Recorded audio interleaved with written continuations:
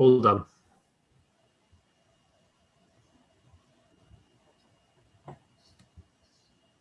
Okay, we'll stay. Well, I'm going to stay muted now, turn my video camera off, and you can do your thing. Okay. All right.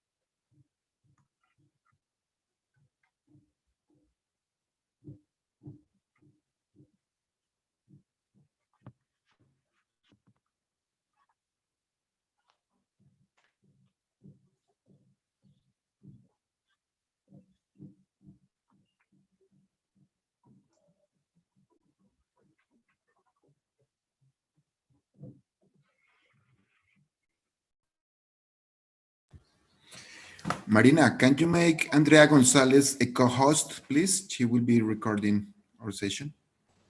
Marco, I handed you back the host, so you are now the host. Okay, good. Thank you. Thank you very much. Fine. Marco, technically, everything's being live streamed to YouTube and then saved to YouTube. So you don't need to record if you don't want to. All right. Okay. Did you hear that, Andrea? Yes, Marco. Good morning. I heard it. Thank you. Morning. Thanks. So where can we get those links for the YouTube? I think after the live stream finishes, the link should be kind of permanently available. At the moment, I can post a link to the live stream here. Okay, excellent. Okay, thanks a lot.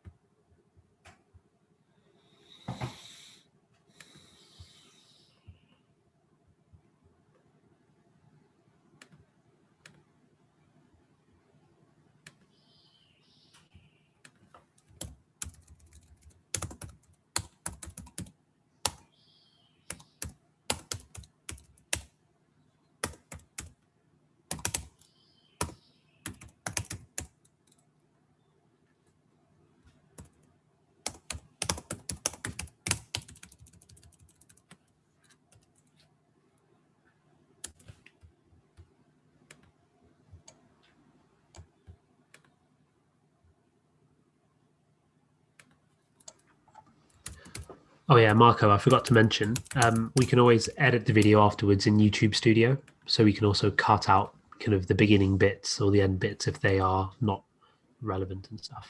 Okay, good.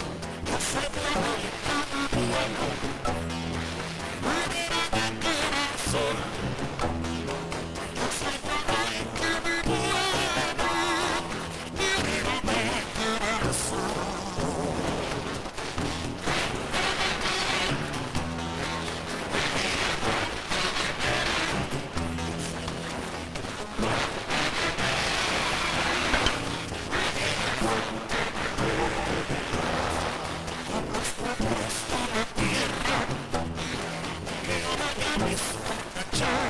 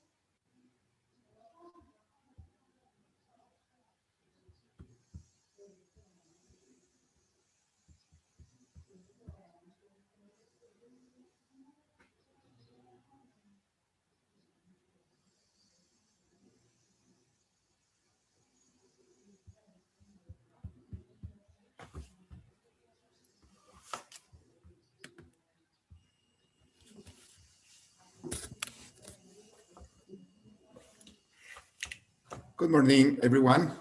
It's now 9 o'clock here in Colombia, Bogota time. Welcome all to our final day of our SARS-CoV-2 data analysis CABANA workshop. Our session today will be open for the general public. So good morning to final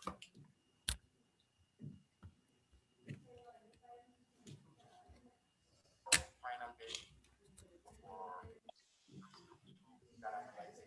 CABANA workshop. Our session today will be open for the general public. So good morning to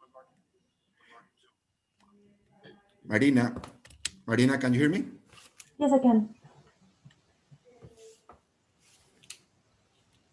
Marina, can you hear me? Yeah, can you hear me?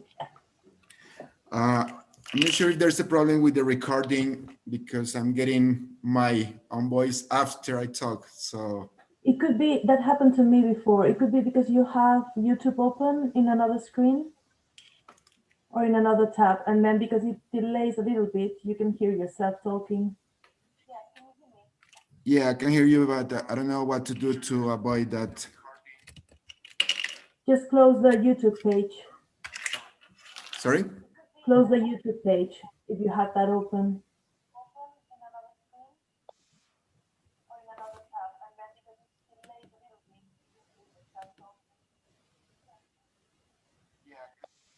So should I stop live stream?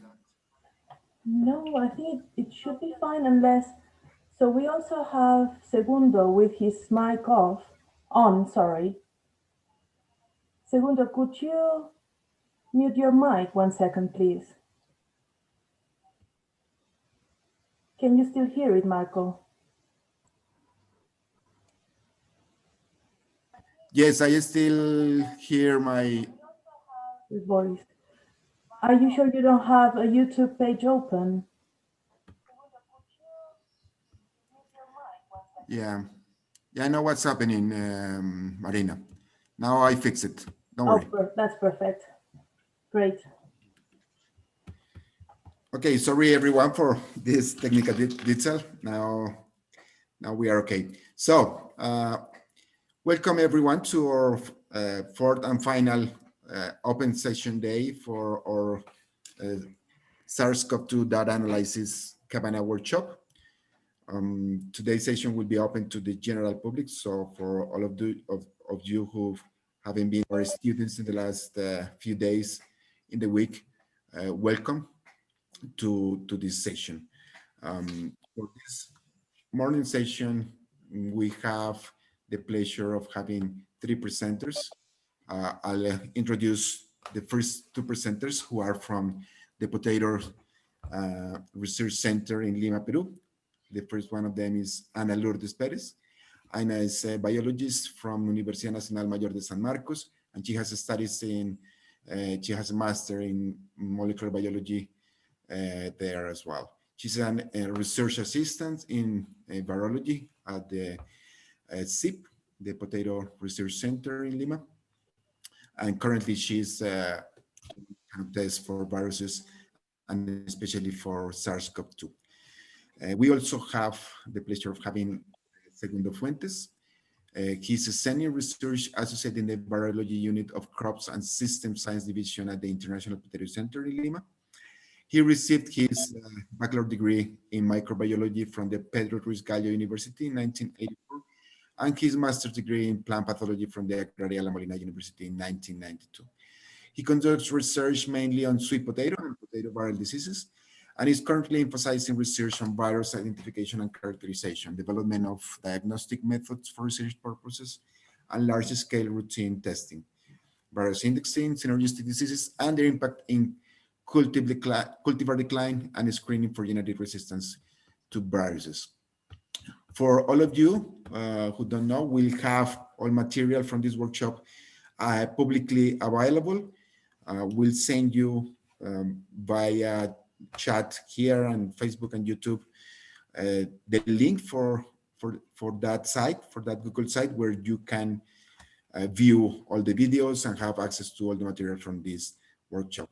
Thank you very much. I'll then give the word to Segundo, who will start a presentation we will be talking this morning about primer design for qPCR for SARS-CoV-2, and also point of care molecular testing, or this LAMP technique that is being developed for SARS-CoV-2 testing as well. So welcome, Segundo. Thanks for being with us, and the public is all yours. Thanks, Marco. Good morning, everybody. I'm sharing my screen now. Let me see if you can see that one. Yeah, we can see it. Yeah, let me bigger ones. And also, let me put the pointer. Okay, so this first part will be presented by me, and the second part on LAMP will be presented by Ana. So for me, it's a pleasure to share this time with you and talk about a topic which is related to one of the methods used for detecting SARS-CoV-2. I'm talking about the real-time PCR. So just to go to the principle of this technique in order to go there to the how we can design primers. So during the PCR, we had used two oligos called primers, which is hybridized to the target sequencing, which want to amplify. And then the polymerase, this enzyme, extend the change and producing thousands and thousands and thousands of amplified molecules. In the case of conventional PCR, we can visualize these amplified products after running in gel and staining there, so we can observe as a banks of these molecules. In the case of the real time, that we are detecting is the fluorescence that these products produce during the amplifications. And this is cycle by cycle, we can detect the fluorescence that is coming inside the reaction. So there are two ways how we can detect this fluorescence, because when the light is absorbed by the PCR products, they emit this light as fluorescence. So the chemistry here we had basically as two. One of them is using dyes which intercalates with the DNA molecules, and the other one is using fluorescent label probes. So let's see the first one. In the first ones, we can use the cybergreen. This dye bind to any double-strand DNA molecules. When this bind, the fluorescence increase over 1,000-folds. So using cybergreens, the reaction is cost-effective and easy to use, especially for researchers which is involving in the real-time PCR.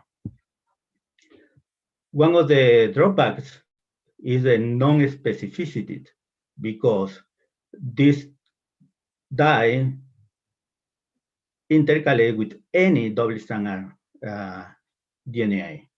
So if you have primer dimer, also they produce fluorescence, or if you are no amplifying products which are you expecting also increase the fluorescence. So to have a very success SI using the cybergreens, you have to design very careful the primer you are using in the reactions. The other one is using the probes. This probe labeling to one dye which emits fluorescence. There are different probes, the beacon, the scorpion, but the one we are talking because it's the most used for different labs is the Tangman systems.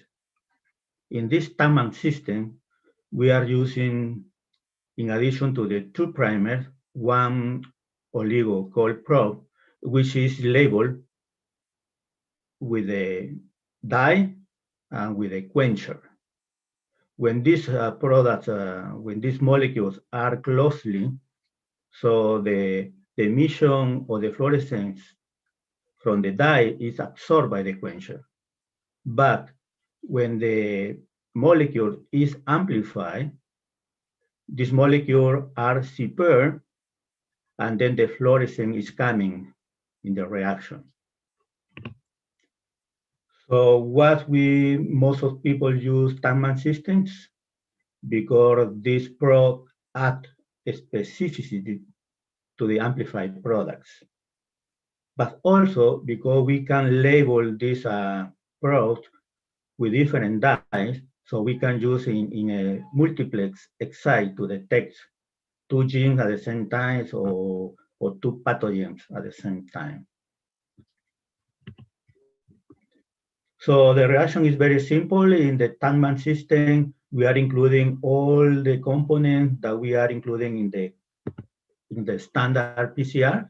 So you can see here is the target, the enzyme, the nucleotides, the primers, the forward and the reverse. But in addition, for the Tangman, we are including these probes,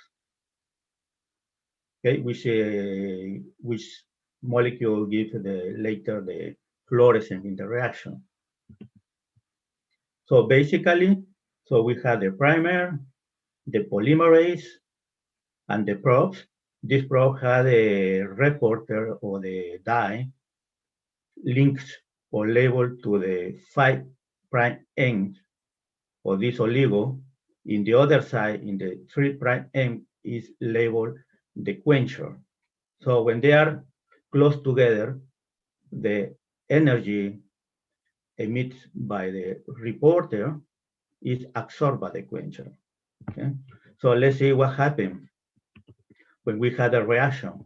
Look at it, during the station, this probe is displaced and clipped.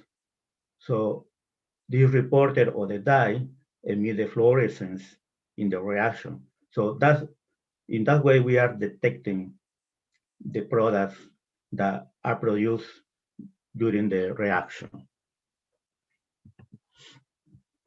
So when designing primer for Tangman system, we had to have in mind two important aspects. One of them is the amplicon length, the products, which is extended, and the melting temperature from the primer and the probe. In the first case, the amplicon, the length of this amplicon is around 150 base pair.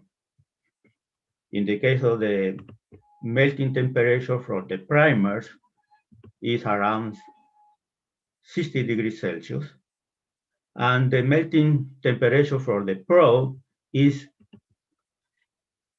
10 degrees Celsius higher than the one from the primer. This is very important because we must have the probes hybridized in the target when the extension starts. Otherwise, we can see any fluorescence in the reaction.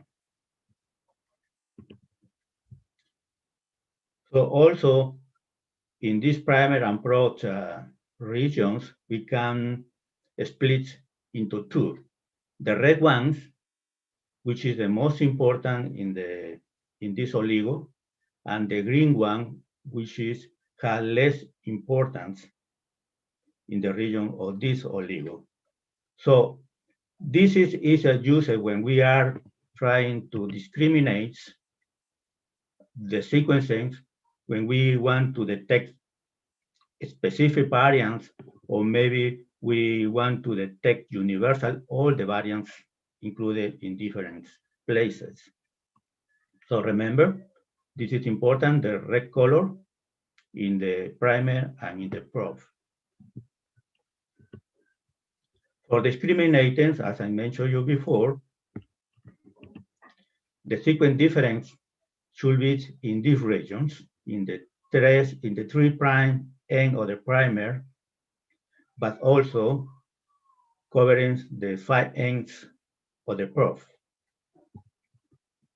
When we want to have a universal detections, this conserved region must be in this position in the primer and in the probe.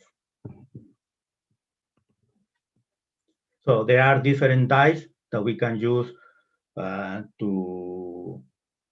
a reporter, which produce the fluorescence. We have the FAM, the bead, the joy.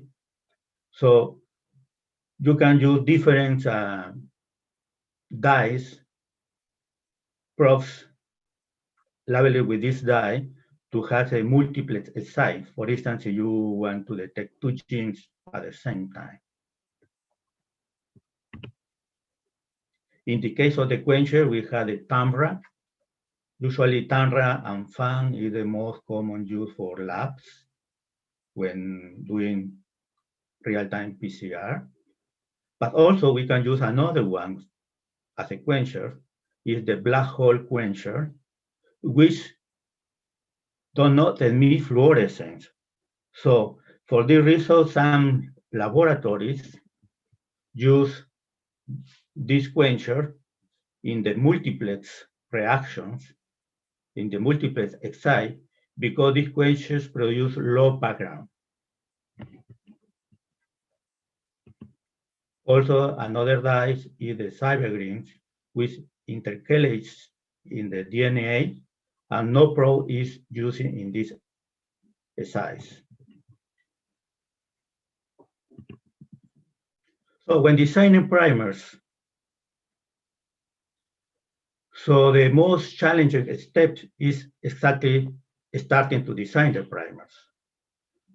However, now we have different software that can help us to design primers, but also there are a set of design rules easy to follow, in which they say which parameter we can consider when designing primer. So all of this made the process more simple and reliable. The steps we had to follow when designing primer basically is just to select the sequences we are interested in, align those sequences, and select the regions, the conserved regions, or the region we have some variants, see we need to detect only some variants in the reaction. And then when you select the sequence, and then we are able to use one of the software, which is most of them are free in the internet. So you can use that one. When considering the software, in some cases, they asking you for some conditions of the buffer. So in that case, you have to consider for the monovalent cations as 100 millimolar, and for the ion magnesium, 5 millimolar. Then when you have the result after using the software, the next step is just to send for synthesizing the primers. So here also we had to take care as well. So some conditions or parameters we must have in mind when designing primer are, for instance, for primer, the length of this primer has to be around 30 base pair. So the difference or the melting temperature of the primers must be 2. Higher difference can affect the reaction. Also, we need to avoid GC clamps at the end, at the 3' ends. And also, we need to avoid invert repeat sequences in the 5 end of the primer. Yeah, this is just to avoid the fall of the XL, or maybe to avoid the non-specific annealing during the reaction as well. In the case of the probe, for instance, so the length is similar for the primer, is around 30 base pair, no longer. And also this probe has to be designed close to the 5 ends in the target that you want to amplify. So it's also not include JITs adjacent to the reporter, because this G acts as a quencher. So when the reporter is released, when the probe is hydrolyzed, so where the G is going together with the reporter, this absorbs the part of the energy that produce the fluorescence. So also we need to avoid some ranks more than 3 of the same bases, but also important is to include in the design of the probe more seeds than JIT. I'm talking about cytosine and guanidines. Okay. So let's go step by step how we can design primers. The first step is just to acquire the sequences we are interested in, align them, and look in this alignment which region we are interested to design the primer. Look at this one. So this is the genome organization, so the SARS-CoV-2. So we need to define which region we are interested in. Most of the labs are for detecting SARS-CoV-2. SARS-CoV-2 is using the polymerase regions or the gene included in the envelope, or the genes from the nucleocapsid. So you need to define which one you would like, in which region you would like to design the primers. Then you can go to the repository, for instance, the NCBI, look for the sequencing that is reported, is published there, and select all of them. For instance, here I have selected 19 sequencing, complete sequencing from this virus coming from different countries.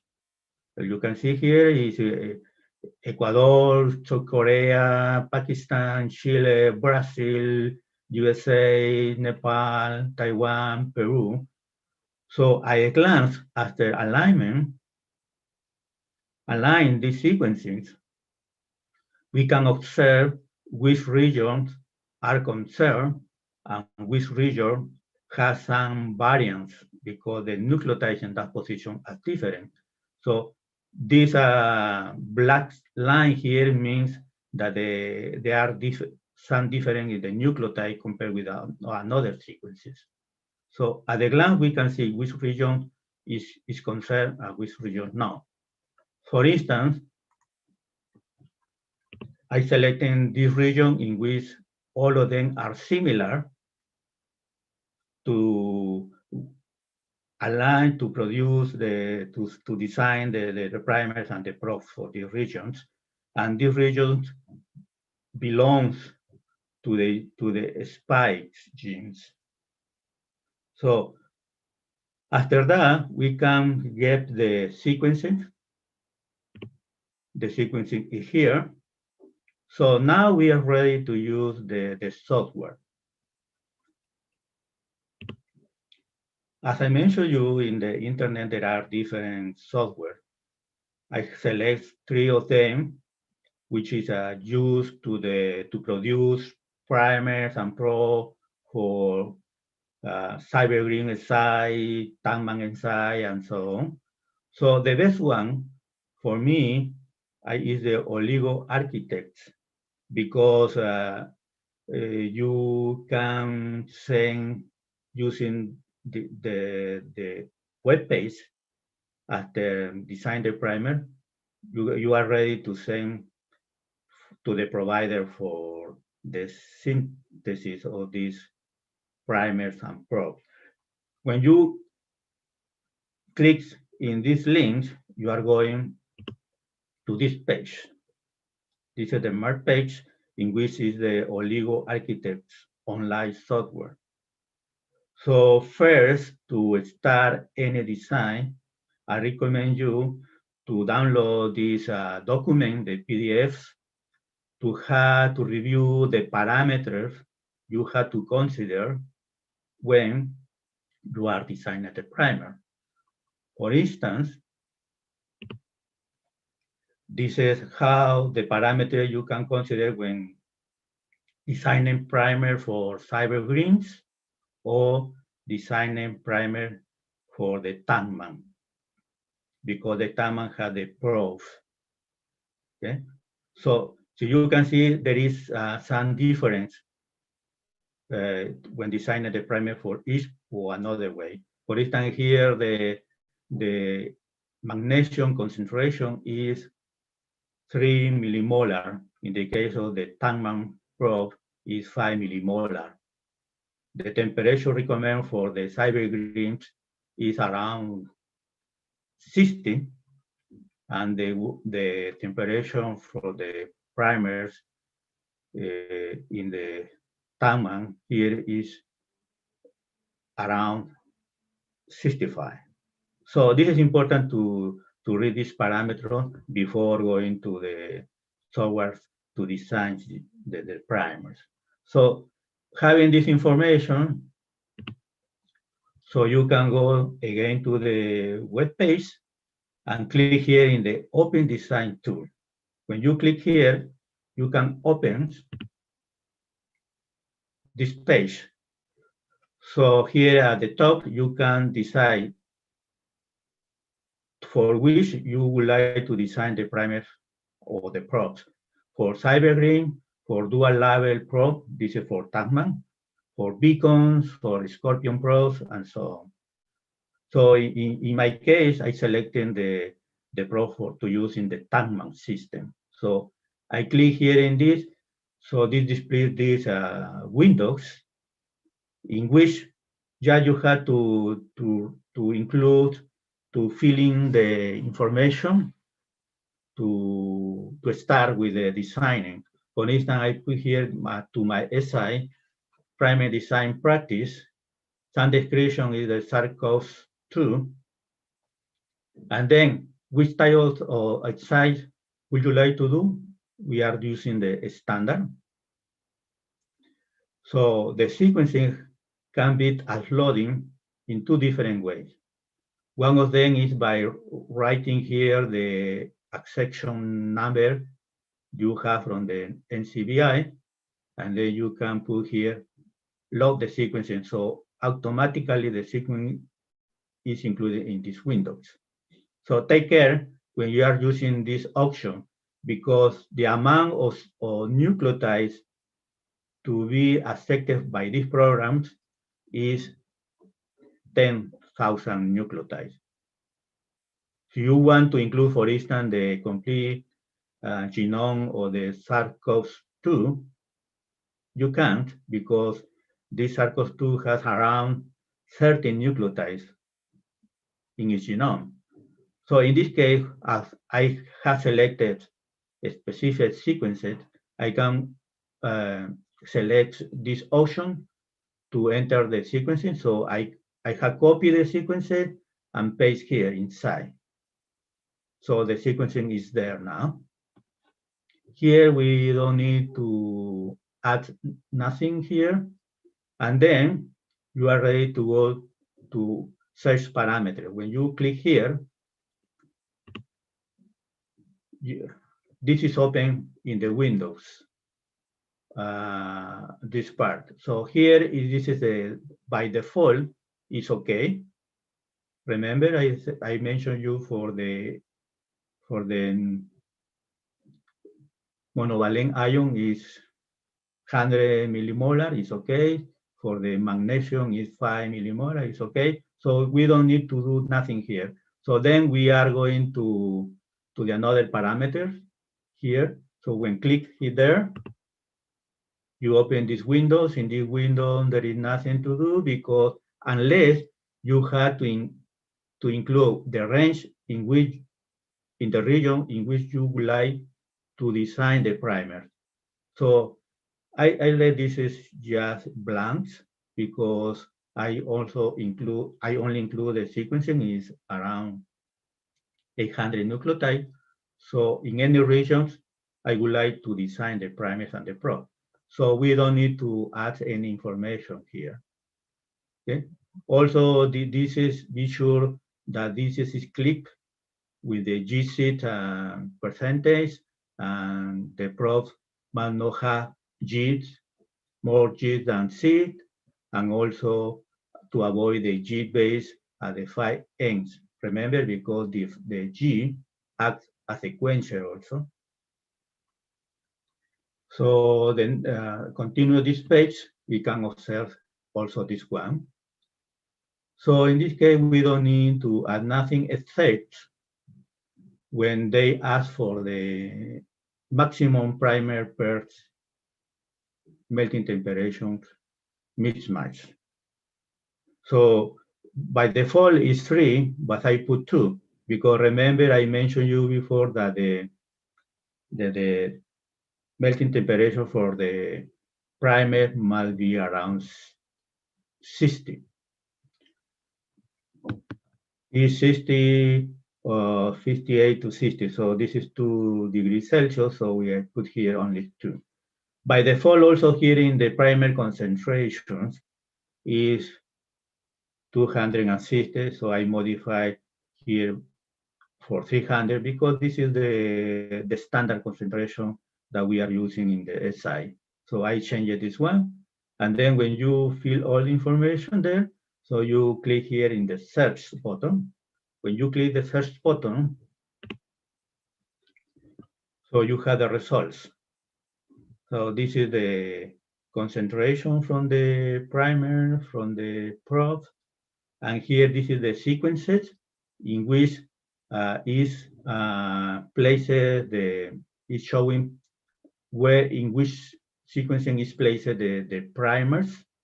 The blue one and the red one are the forward and the reverse position of the primers, and this is in pink color is the position from the probe. So going to the next page, the results.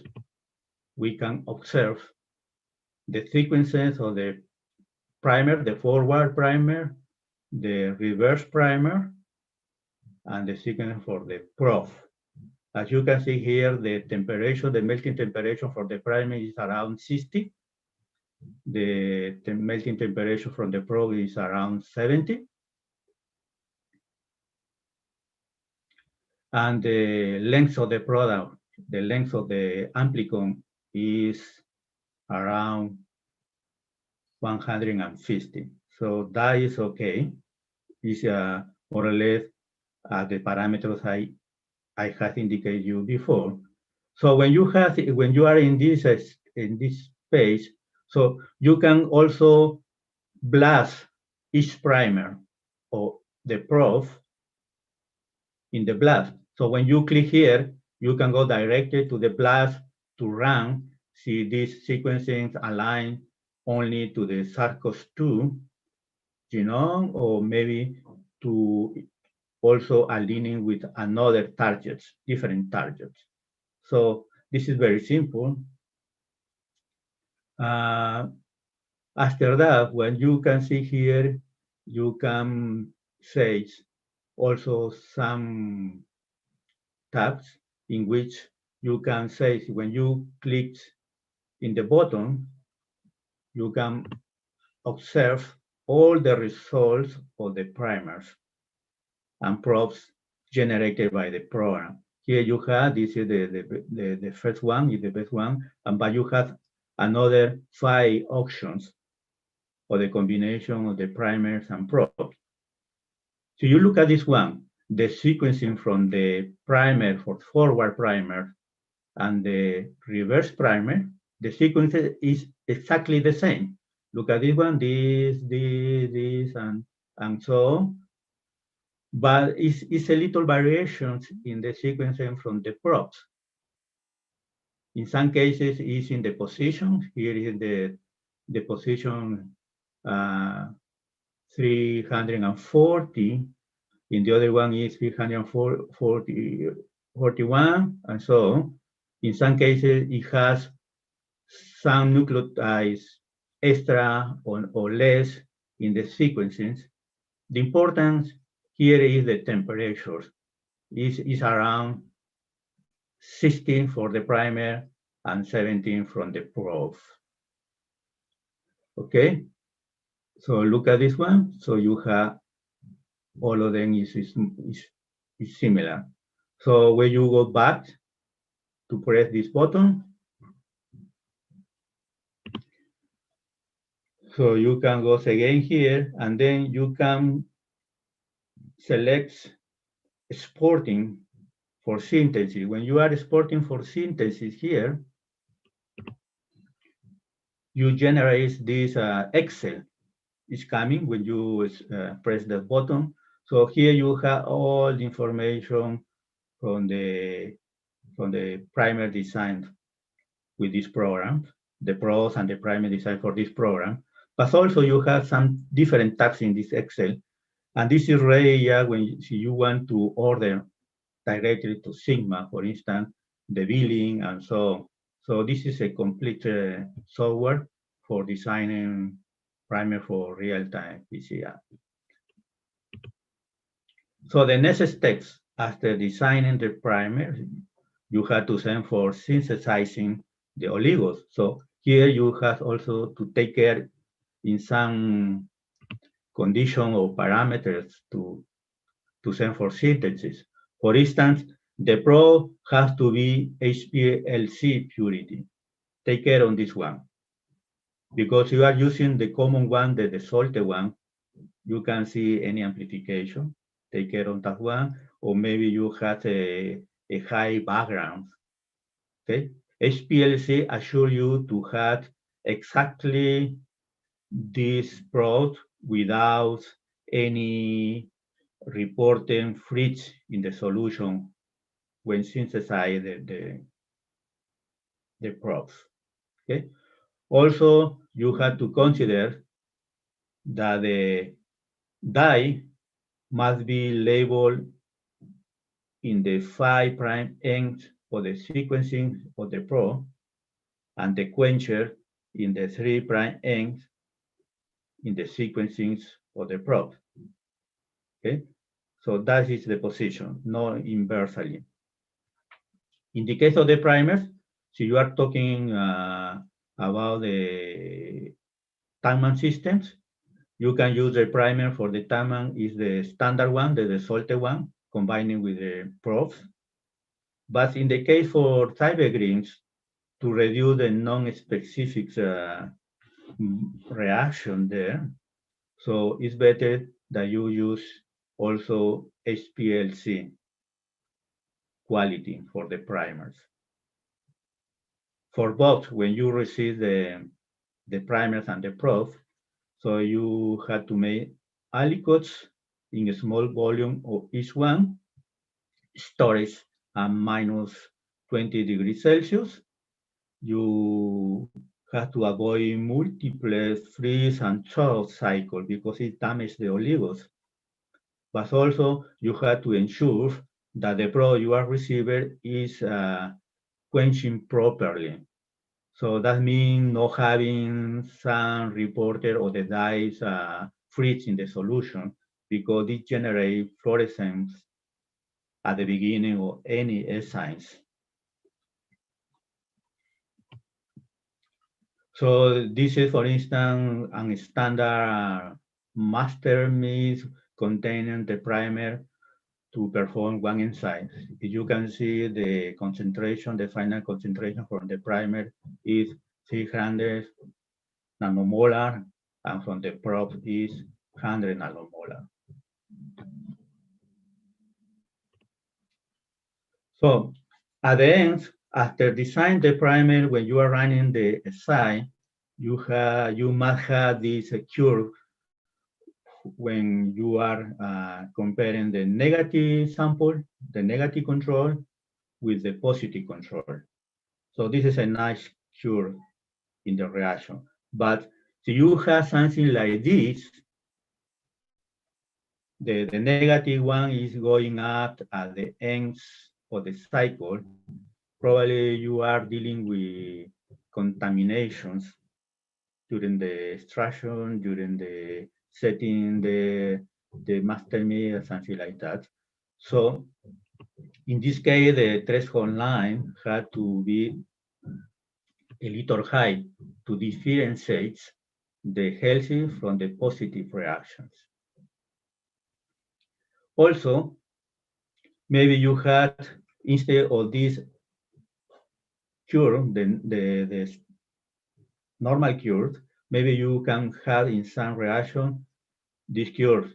This is a line curve when the amplification produce the fluorescence. So in this case, you are dealing with some problem, inhibitors in the reaction, or maybe some sequence mismatch between the target and the primer or the probes that have been designed. Also, when you have a very low increase of the normalized reported signal, so this happens when you are having problems with the master mix. Or maybe you had very high increase of the normalized reported signal. In this case, the problem is that in the reaction there are no rocks or very low concentration of the rocks, which is just to normalize the increases of the signal in the assays. Or maybe you have this kind of curve, not flat at the beginning, but starting and then down and then going up and then having this, because the plateau must be here, is in this position, right? So in this case, what happened is that the baseline set does not start in the beginning of the cycle, is starting after when you have some amplifications. So this is happening, so you have to set before. In some cases, it's the problem of the machines that you are using to perform the sign. Okay? I think with this, I finish my presentation. If you have some question, please.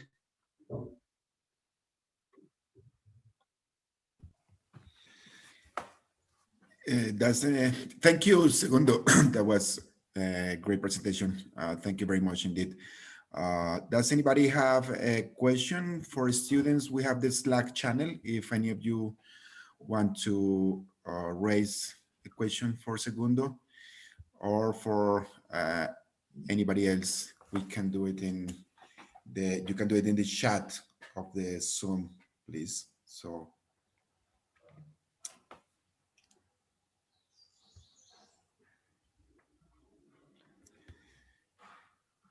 Well, if not, we'll have time for Segundo's answering any questions that you might have in Slack or later on. Now we move to Anna's presentation. So welcome, Anna, and please. Yeah, just only, Marco, the people can go to this presentation and then click in that web page, and they can practice later how to define primers. See, they have any problem. Yeah. We have a question, Segundo, from Jenny. How do you validate the test? ¿Cómo validas la prueba? Yeah, this one, maybe I had here before. Remember here, you can see this one, okay? So the idea here is just to deal with the primer you and the pro you have designed. So you have not dealing with the temperature, melting temperature or annealing temperature, because all of them is coming similar. What you have to deal is first is to make a kind of combination of different concentrations of the primers in order to define which one is the best, okay, to select. I mentioned you the standard one is using this final concentration, 300 nanomolar for each one, okay? But so you have problem in detecting in the SI, you have to do this different combination using this matrix. For the primer first, select the best combination, and then combine this with the probes concentration also to have the more, the higher signal with the fluorescence. This is that one. When you are setting the conditions or the concentration of each primer and probe, and then you are running different size with different samples coming from different places, and then you can see how the reaction is there. So this is the one you can do. Okay, thank you, Segundo. We have another question from Jonathan. What is a ROX in a PCR reaction, and if it is functional? Yeah, the ROX is coming when, for instance, we are using the master mix commercial ones. This is included the ROX inside the solution there. So this ROX is a dye that is constant. The fluorescence of this ROX is constant during all the amplification. And this is only as a reference just to compare with the signal you have at each step. So the one is using ROX is just only rest the fluorescence from your dye in each step compared with the ROX, because this is constant. So they are giving the normalized one. So the machine, when you are running, is doing this automatically. So, but you must be careful that when you are using your master mix, because some master mix coming with the ROX. Otherwise, you have to include in your SIs the ROX as well. Thank you, Segundo. We have a final question from Narmer, and is how is the best way to standardize the CT value, and for machines that do not use rocks, it would be the same? I can understand the question, please. Can you repeat that one? What's the best way to standardize the CT value? Yeah. For machines that do not use rocks, will it be the same way of standardizing the CT value? Yeah, normally, let me check this reaction here. Let me check that last one. This is the one. So you have, for instance, because you are, when you are having the running, I forgot to mention before, when you are validating the reaction, the design parameter, you have to include an internal control as well. Okay, so the internal control using for SARS-CoV-2 design is the human RNA speed. Okay, so these CT values is usually you can set. Normally, some machines they are automatically there, but if you are having some problem like this one, you can manually move your CT lines in this exponential phase of the fluorescence in your sample. So you can move this one in order to have us. So you put this one too much here, it's not good, but maybe there or maybe there, it depends how all the sample is reacting as well. So you can do manually. It's not the machine is automatically do that one. Excellent, thank you, Segundo. So we move on to our next presentation, and that's Ana Perez, also from the Potato Research Center in Lima, Peru, and she's gonna tell us about point-of-care molecular testing. Welcome, Ana, bienvenida, y adelante, por favor. Ana, you have problem with your microphone.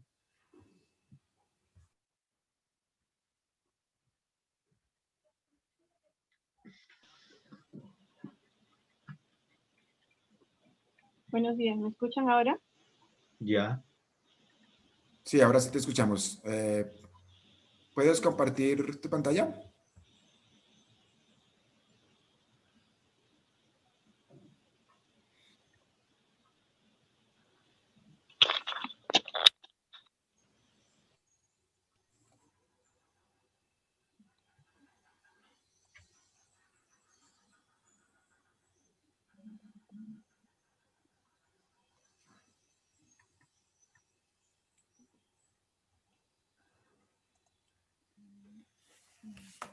¿Ves el botón para compartir tu pantalla?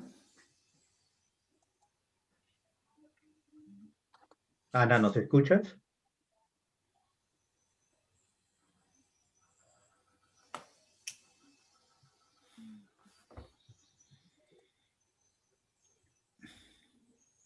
Como que no tiene audio.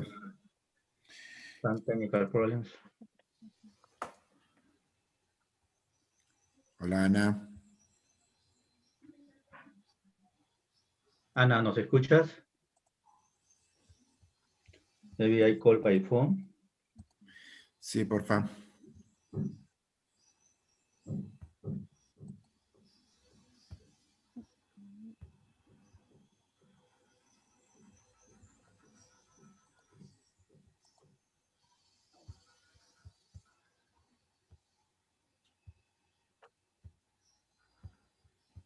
No se logra compartir mi ventana.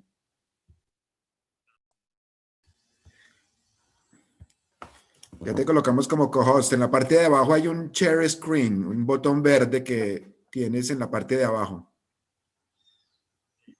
de Zoom. No, Ana is saying that she can hear us and also she has problem porque to... no funciona mi micrófono, parece. No sé si es la computadora. Yeah, now it's Nadie okay. cambió de micrófono. Estaba funcionando hasta Ana, ayer normal. now we can hear you. ¿Tú nos escuchas a nosotros? Ana.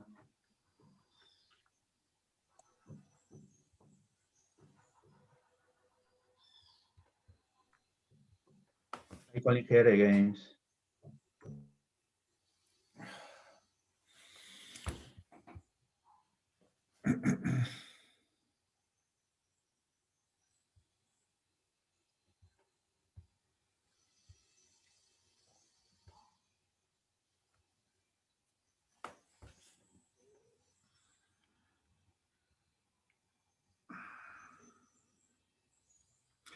Creo que algo que pueden... Ok.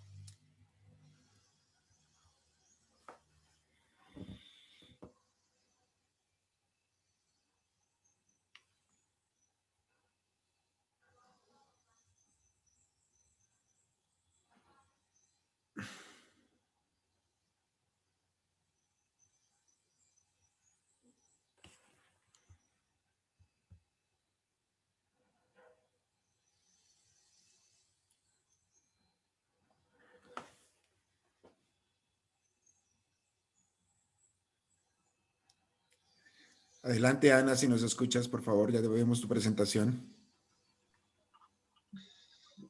Ya, ya resolvió el problema de la pantalla, pero no escucha y tampoco podemos escucharla a ella. Pero hace un rato la escuchábamos. Sí.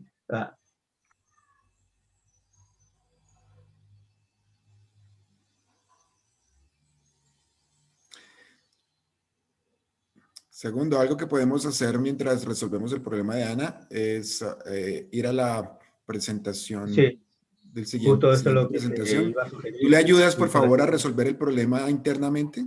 Ya. Ok, gracias. ¿Sí? Sí, está bien, Marco. Yo voy a hablar con Ana.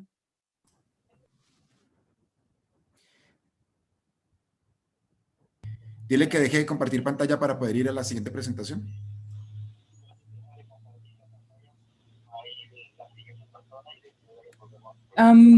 Marco, de pronto si Ana se conecta y se vuelve a conectar a la reunión, ¿la conexión se mejora? Probable. Segundo, Sí. le dices, por favor, que se vuelva a conectar. Ya, Pero sí, creo que estoy hablando con ella. podemos Ana. ir a la siguiente presentación mientras resolvemos el Mejor. problema de Ana. Y Ana, deja de compartir tu pantalla.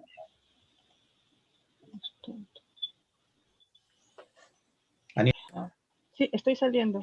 Voy a salir y voy a volver a entrar. ¿Sí?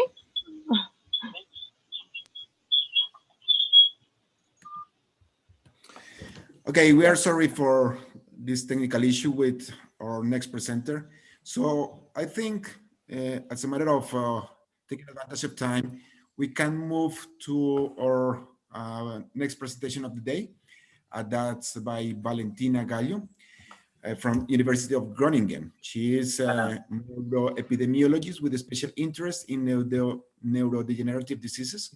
She's involved in writing guidance on how to certain neurodegenerative outcomes in large population studies and is carrying out methodological research on amyotrophic lateral sclerosis and Parkinson's disease. Valentina is also co-PI of the BRAIN study and the Hayden study investigating cognitive function and neurological health among further rugby players and footballers, respectively. She has specific interest in the epidemiology of neurotoxic effects of pesticide exposures.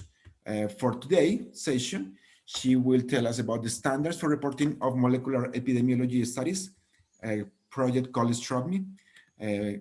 She's part of that project. So we'll start her presentation just in 1 minute.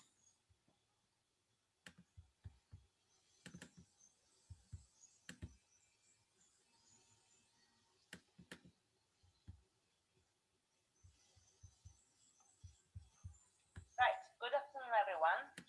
My name is Valentina Gallo, and I'm an associate professor in epidemiology and sustainable health at University of Groningen in the Netherlands.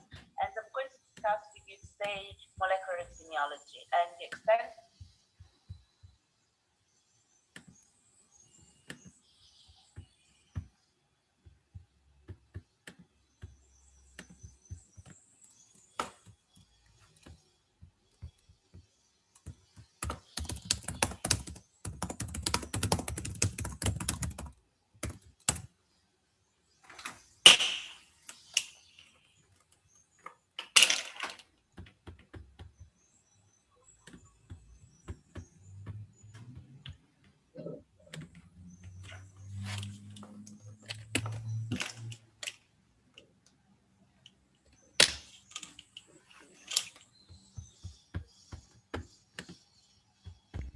Marco, we don't hear the presentation.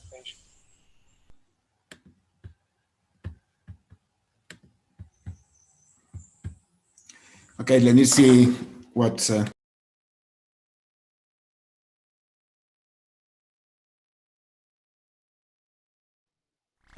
basically, the framed it as a program that measures biomarkers in epidemiological studies in order to reveal mechanisms. Right, good afternoon, everyone. My name is Valentina Gallo, and I'm an associate professor in epidemiology and sustainable health at University of Groningen in the Netherlands. And I'm going to discuss with you today molecular epidemiology and the expansion of the STROBE recommendation to molecular epidemiology and how this applies to Marco, we don't see the presentation and the sound is not so good. this is the outline of the next hour or so. So first of all, we're going to discuss.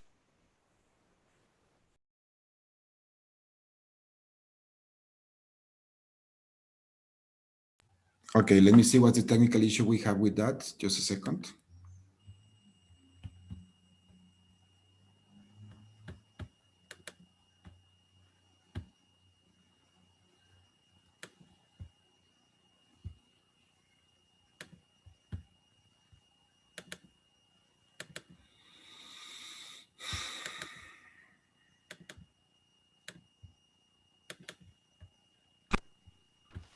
Right, good afternoon, everyone.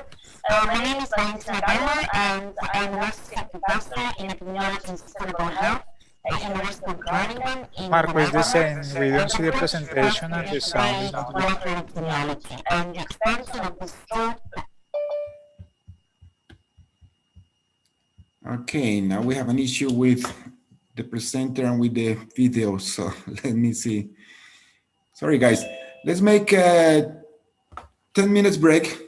We'll be back in 10 minutes and we'll solve all issues with the presenter from Peru and the video from Valentina, okay? We'll be back in 10 minutes, guys. Thank you very much for your understanding.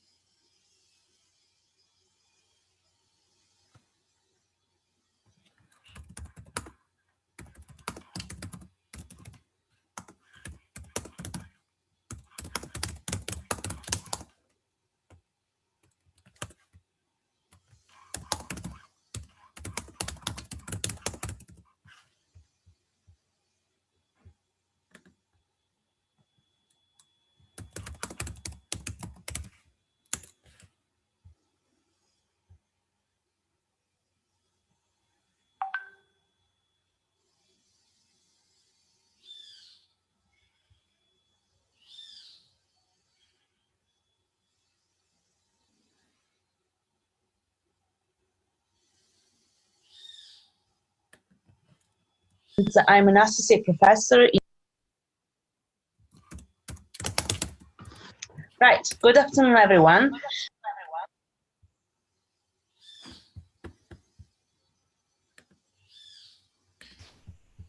Se ve la presentación, se escuchaba mejor.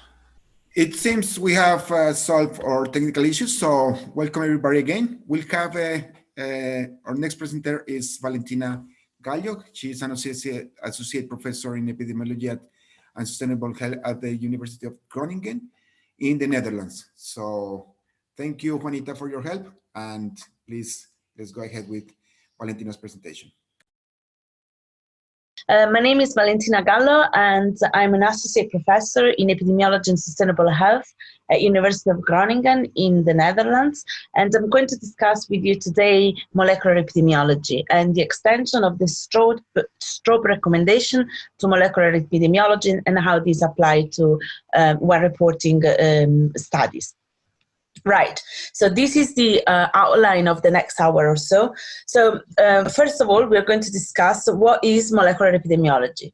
Then we'll set our learning outcomes for the session, and then we get into the more the content of the session, looking at different types of biomarkers, their validity and reliability, looking at specific sources of error and bias in molecular epidemiological studies. And then by the end, we'll be able to look at the STROBE-ME checklist and make sure that we have covered everything that's in the checklist and it's understandable. And finally, before concluding, we're going to touch a little bit on exposomics and the use of biomarkers that is done currently. So, what is molecular epidemiology? Well, the term was first coined by Pereira and Weinstein in 1982, and it was applied to the field of cancer epidemiology. And basically, they defined it as a paradigm that measure biomarkers in epidemiological studies in order to reveal mechanisms occurring along the theoretical continuum between exposure and outcome. So instead of only studying the association, by incorporating biomarkers, we can say something about the biological mechanism underlying the same association. Right, so let's make an example. So, for example, we know now from epidemiological studies that cigarette smoking increases the risk of lung cancer. And so it's a risk factor, but also it is a causal factor because we have a lot of evidence suggesting that the association is not purely association, it's causal. One of these evidence comes from a biomarker study looking at how polycyclic aromatic hydrocarbon form adducts to the DNA in lung cells, and these make the DNA more unstable and increases the risk of cancer. And on the other hand, the PAH adducts are are more frequent in people who smoke cigarettes than in people who don't, therefore are associated with cigarette smoking. By discovering this association, then this can be extended to other risk factors, for example. So we know that air pollution is much more difficult to measure, pointing out that people more exposed to air pollution have more PAHs adducts in their lung epithelium. That means that also air pollution is a risk factor for lung cancer because it shares a biological mechanism with cigarette smoking. So this is one of the use of biomarkers in epidemiological studies, and we're going to look at them more systematically during this lecture.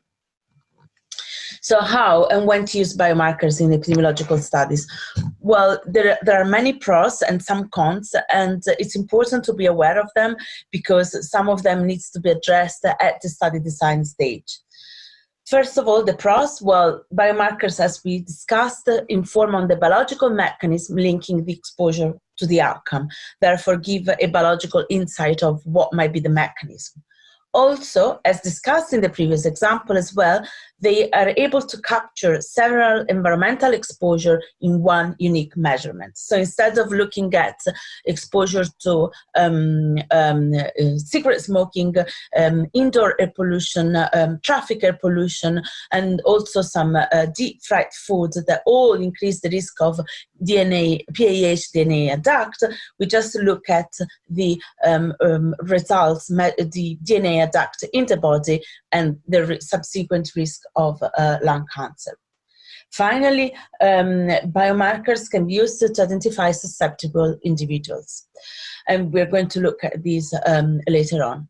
However, there are some cons. So first of all, a biomarker, in order to be used in epidemiological studies, needs to be valid and needs to be reliable. And a valid and reliable proxy of the exposure we want to measure. Also, the use of biomarker can introduce a specific source of bias and error, and it's important to be aware of them.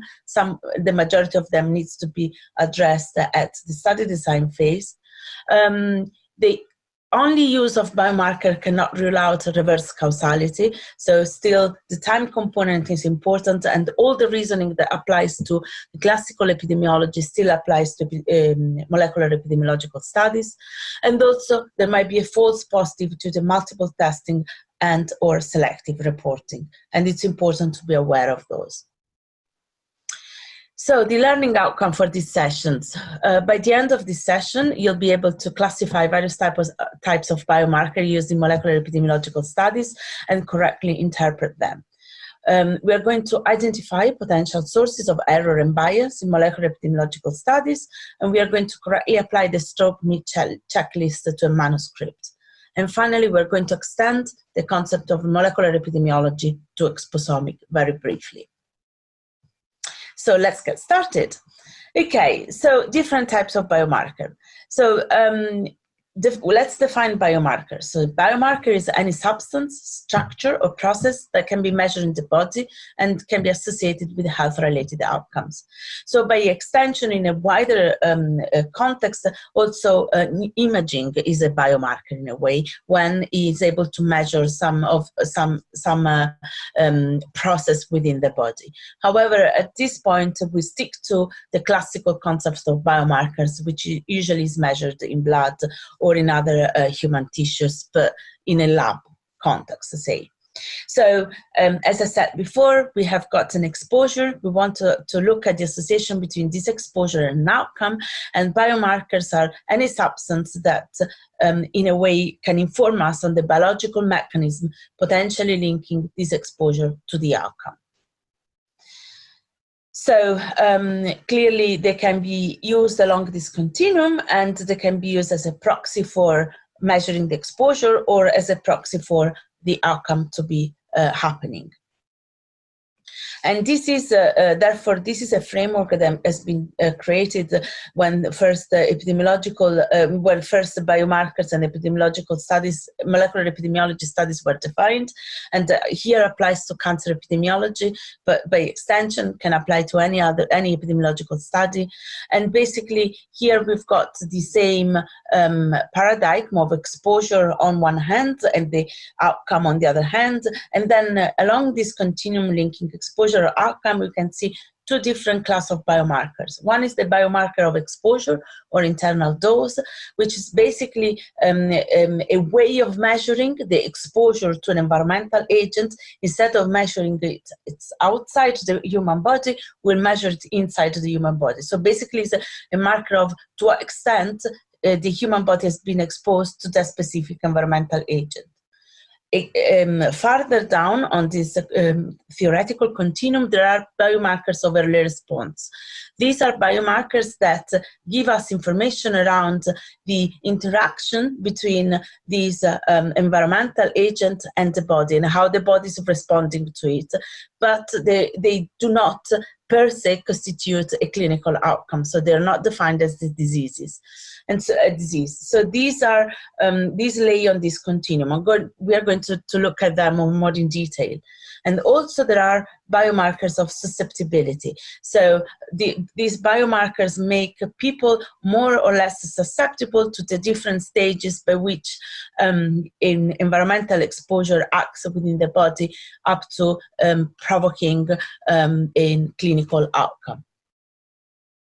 Okay, let's go and see them one by one in each category. So first of all, biomarkers of exposure or internal dose. So these are biomarkers that indicate the current or the past exposure to environmental agents. And interestingly, they can indicate either very recent or a long-term exposure, depending on their chemical characteristics. So basically, it's a way of measuring the exposure itself. Instead of measuring it in the environment, we're going to measure it at body level already. Examples. So one example is cotinine. Cotinine is a metabolite of nicotine and can be measured in blood. And when it's measured in blood, is a very good proxy for exposure to cigarette smoking. Interestingly, it's detectable at very low concentration. Therefore, is used very much to assess the exposure to passive smoking.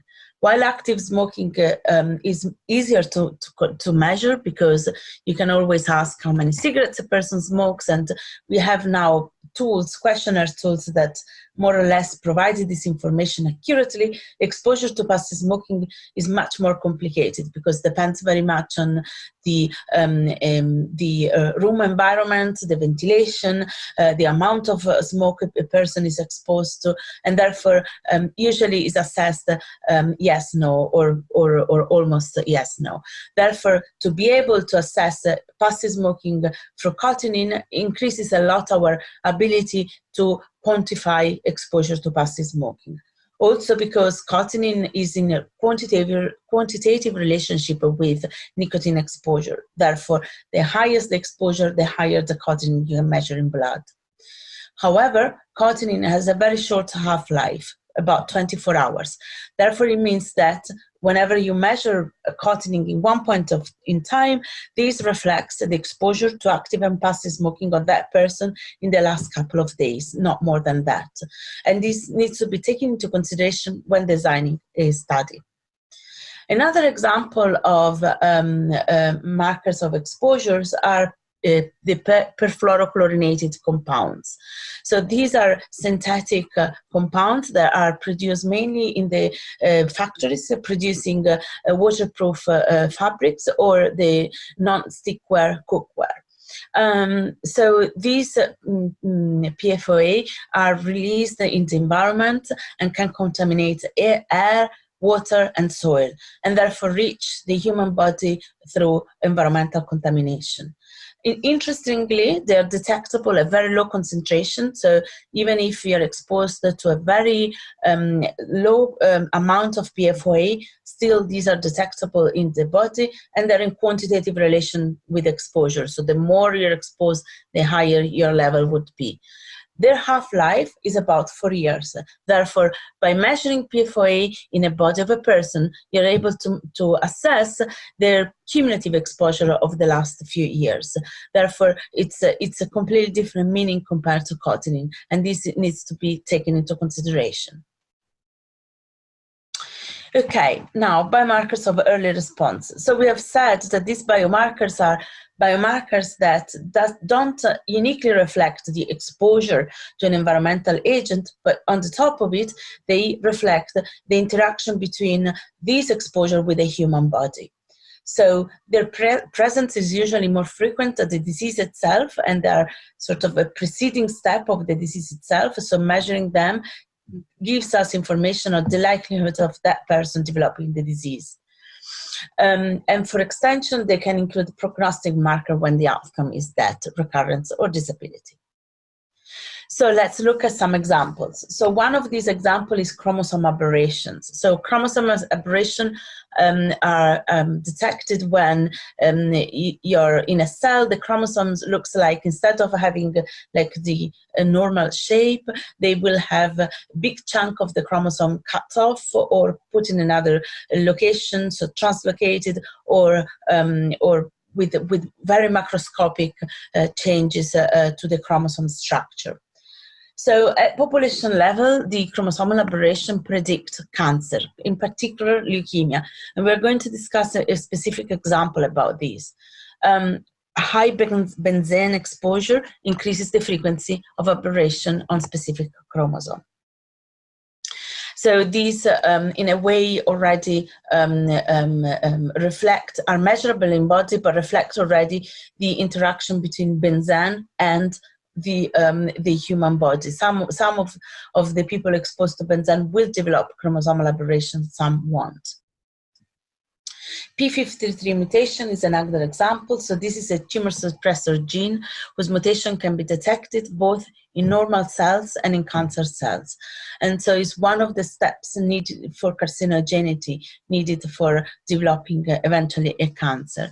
So measuring mutation in cells gives us indirect information on how much carcinogenic or how much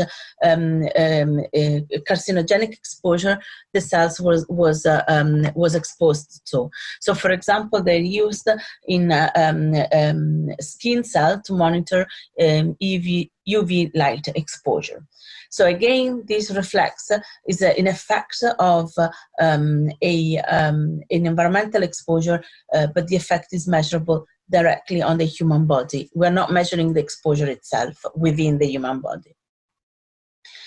Finally, biomarkers of susceptibility. So these are the most studied class. The most studied class is genetic variants, and in the last few years also epigenetics.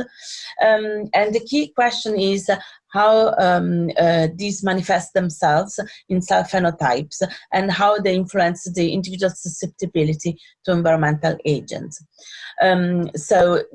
Nowadays, this concept has been extended to epigenetics, and we're going to look at some examples. So one example of biomarker of susceptibility is the BRCA gene, BRCA gene. So BRCA gene is associated, so having a mutated BRCA gene increases your risk of developing breast and ovarian cancer. And this is one of genes that works as a tumor suppressor gene involved in DNA repair. So when the gene is mutated, you are more susceptible to breast and ovarian cancer, irrespective of the environmental exposure you are exposed to. Another biomarker of susceptibility is DNA methylation. So the level, as you surely know, the level of DNA methylation determines the extent to which mRNA is transcribed, therefore how much a gene is active, and hypermethylation of promoter region is associated with gene silencing. So this again is a marker, it makes as a marker of susceptibility, because having hypermethylation to specific promoter genes makes this gene silenced, and therefore, for example, can inactivate tumor suppressor genes. So overall, what is an ideal characteristic of a biomarker? Well, ideally, your biomarker would be a specific biomarker, would be detectable at very low concentrations, because it's where epidemiological studies struggle the most with the low intensity exposure, will be in quantitative relationship either with the exposure or the outcome, meaning that you can measure the dose-response relationship is still meaningful. So the more you are exposed to an agent, the higher of the biomarker, or with the outcome. Its level integrates over time, so they don't reflect only punctual exposure as was for cotinine. Its measurement is valid and reliable, and we're going to look at this in more detail, and also is easily accessible. Some tissues are not easily accessible, for example, the brain, and therefore in that case we need to use surrogate tissues, and this increases the level of complexity, as we're going to see in a minute. So we have already mentioned this, but let's repeat. What is the added value of use biomarkers in epidemiology? Well, first of all, as we have discussed, biomarkers can inform on the biological mechanisms. So by looking at in association between exposure and biomarker, and then biomarker and outcome, we can infer that yes, the exposure is associated to the outcome through that type of biological mechanism. Also, as we have seen, they might capture several external exposure in one unique measurement, and this is more valid both for biomarker of exposure and early effect. Provide quantitative measurement in contexts where quantitative measurements are difficult to obtain, for example, cotinine, can be used as an intermediate outcome. For example, the case of chromosomal aberration, we know that people with chromosomal aberration are at increased risk of cancer. Therefore, looking at chromosomal aberration could be an intermediate outcome for our study, and also can be used to identify susceptible individuals, and having a different level of susceptibility also inform indirectly the biological mechanism. Let's now look more in detail about validity and reliability of a measurement, what we intend by those and why these are important. Okay, so let's define them first. So validity is the lack of a systematic measurement error when comparing the observation, so your biomarker that you're measuring, with a standard that is defined as the truth. So if the truth is the real level of, I don't know, PFOA levels in blood, then the validity of my test is to what extent my measurement of PFOA is close to the real level of PFOA in blood. While reliability concerns the extent to which any measurement procedure yields the same results in repeated experiments. So we can divide it into reproducibility, so the ability of yield the same result each time the test is conducted in different laboratories. So if I measure cotinine in my lab on a sample, the next door lab or the lab on the other side of the globe should be able to measure the same amount of cotinine in the same sample using the same method. And also repeatability, which is the ability to yield the same results each time the test is conducted in the same laboratory under the same condition. This is important because we need to know that what we are measuring is not completely the result of a completely of an error or random measurement, but if we measure twice the same sample, we should obtain the same result.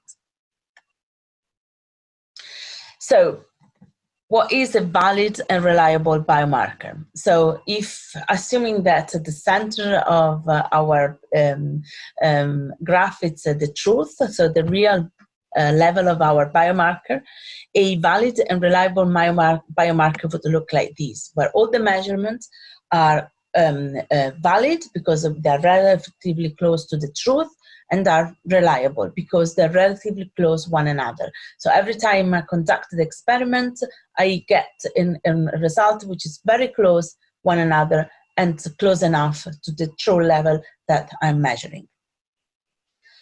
While I can have different scenarios. So for example, if I'm going to measure a biomarker in a sample more than one time and I get this type of results, these will yield to a biomarkers which is surely reliable because the measurements themselves are close one another enough, but not very much valid because anyway is not able they're not measuring the true value of within the body.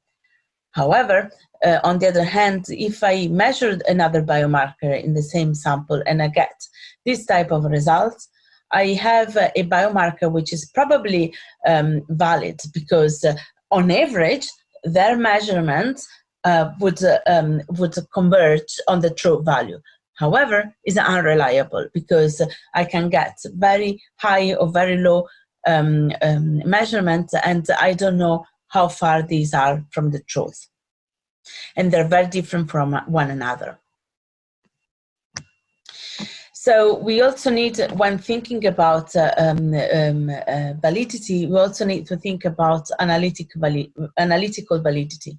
And these are the components of analytical validity are those of classical epidemiology, so sensitivity, specificity, and positive predictive value. And I'm not going to discuss this further because I'm sure you are familiar with those.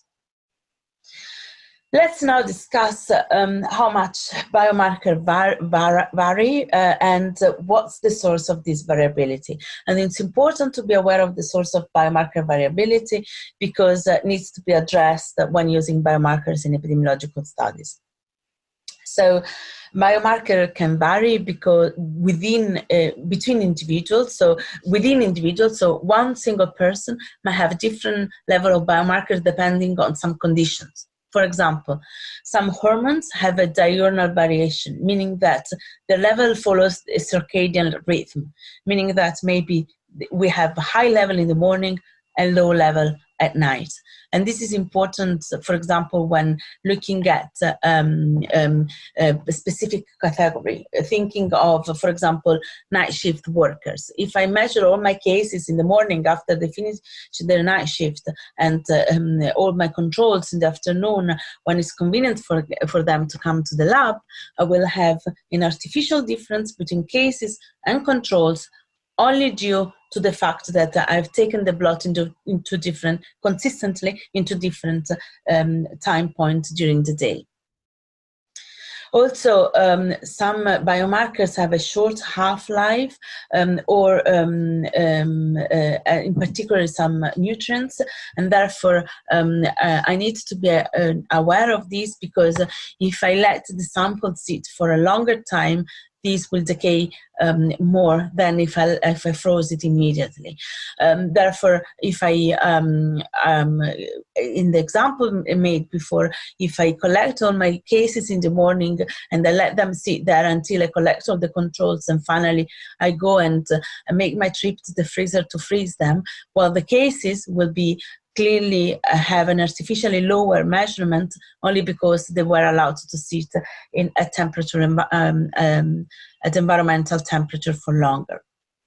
Or it's important also to consider the way biomarkers are sampled. For example, when taking colonic biopsies, there is a sampling variation depending on which type of mucosa the sampler is going to take, and this is varies within the colon. So depending on where I take the sample, I might have an intra-individual variation.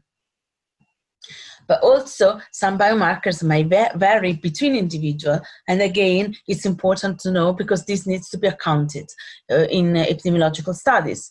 So, for example, some biomarker might vary according to ethnic group, to gender, to diet, or to any other factor which is associated to the biomarker of interest. Okay, so other sources of variation, as I was briefly mentioning, the use of surrogate tissues. So, for example, when I want to estimate the level of a biomarker at brain level, and I use the blood level of that biomarker to estimate this is introduces an additional source, potential source of variation, and also the dose-response relationship. Right, now let's dig into the specific sources of error and bias in molecular epidemiological studies. I'm just checking the time. So we know about measurement error, and I'm sure you know very well. And so errors of the measurement of the biomarker might have a different impact on the association of interest, and it's very important to be aware of them. So whenever the measurement error, because there is no measurement that is completely error-free.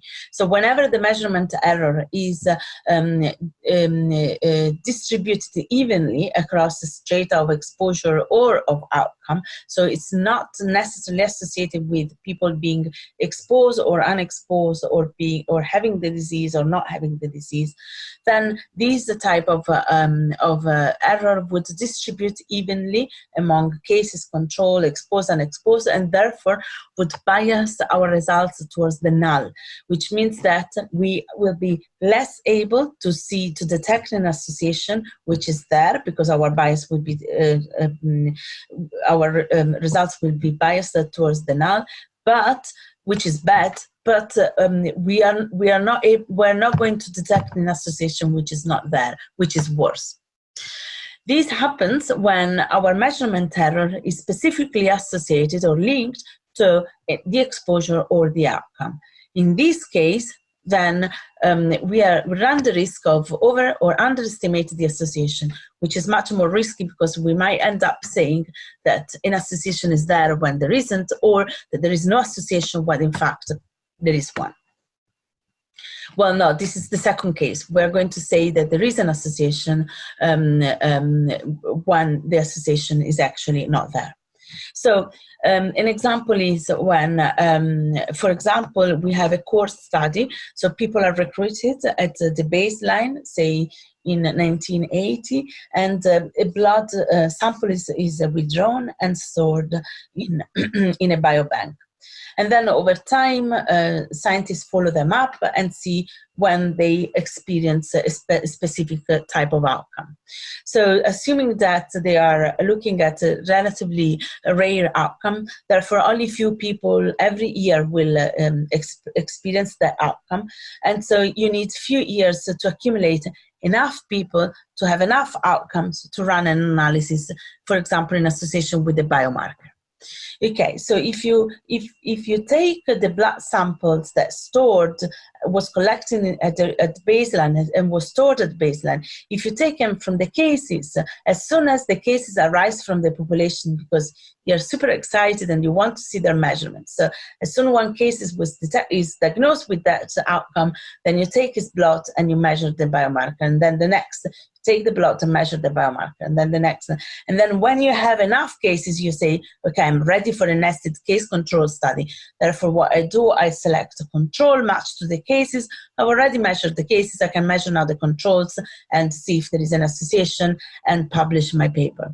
Well, in this case, you might run the risk of finding the biomarkers level artificially high among cases compared to control, only because some biomarkers would decay over time, even in frozen samples, and therefore the difference you can find is due to the fact that you have, on average, measured the cases much earlier than the controls. So the cases had less time to decay. The biomarkers had less time to decay within cases compared to control. And this is particularly important for biomarkers who are not very stable over time, even in frozen samples. So other sources of measurement variation. Well, first of all, there is the lab error, and so there is always the possibility of an error in the lab, and which yield to a different measurement or a wrong measurement altogether. But also these pertain sample collection and processing and storage. So when collecting the sample, for example, how and when the sample was drawn is important, because there are a number of variation that can take place. For example, we said time of the day. It's important for some hormones that varies during the day, but also the position of the person when the blood is withdrawn. Type of container. Some of these containers will have anticoagulant agents, and some of them interact with the biomarker of interest. Therefore, you need to be aware. If that's the case, either use another anticoagulant agent, or you need to account for these. Amount of material of sample collection, and also, for example, fasting status. Some biomarkers would measure different if the patient or the participant has been fasting or not. But also the sample processing storage. So during centrifugation, during the time to freezing, so from blood withdrawal to freezing, these are all variables that might change the level of different biomarkers in the samples, or the temperature and length of sample storage. It's important to know this aspect, not because sometimes it's impossible to really nullify them. So, for example, if you're collecting samples from a population which is scattered in a large area and you have to travel, collect the sample and bring it back to the lab at different distances, you won't have the time from withdrawal to freezing, which is constant among all your participants. However, what you can do, you can collect this information, because at least you can attempt adjusting for it at the statistical analysis stage. So, for example, when a prolonged venipuncture induces a release of prolactin, so if you're measuring the prolactin, you need to be aware of this, and you need to keep the length of a venipuncture constant across all your participants. Otherwise, you might run the risk of measuring a biomarker which is more function of the length of venipuncture than of what you're looking for. Orthostatism decreases plasma volume, so proteins and cholesterol can be increased by 5 to 15% if a person gives their blood by standing up compared to laying down. Therefore, it's important that all the patients sit or lay down in the same position where blood is taken. Otherwise, measurements are not comparable. Or, for example, folate rapidly diminishes its stability over time at room temperature, and this is important when considering time from withdrawal to freezing. So now we have looked at the main sources of error and bias in molecular epidemiological studies. Let's go back to the STROBE-ME checklist, and let's see if now the item reported in the checklist resonate and we can correctly apply them. So before looking at the single item, I would like to remind you that the STROBE checklist, together with all the STROBE extensions, are not intended as guidelines to correctly conduct studies, but are only intended as guidelines to report them. This means that even if a study was conducted under less than ideal conditions, it's still important to report all the items present in the checklist, because the aim of this checklist is to allow the reader to properly assess a study that has been published, and at least have all the elements at hand to assess their potential for bias, for example. And therefore, the reporting all the items present in the checklist would allow the reader to do so. So for the STROBE-ME, what we did is we left the same structure of the STROBE checklist. So we left the item, the original item within the list, and then for each, when applicable, we extended it to molecular epidemiological studies, or when applicable, we added a new item under the same category that applies uniquely to epidemiological studies, molecular epidemiological studies. So in the title, an abstract, if a biomarker has been used, it would be great to add it in the title and abstract, so that people who are searching for that specific biomarker can easily pick it up.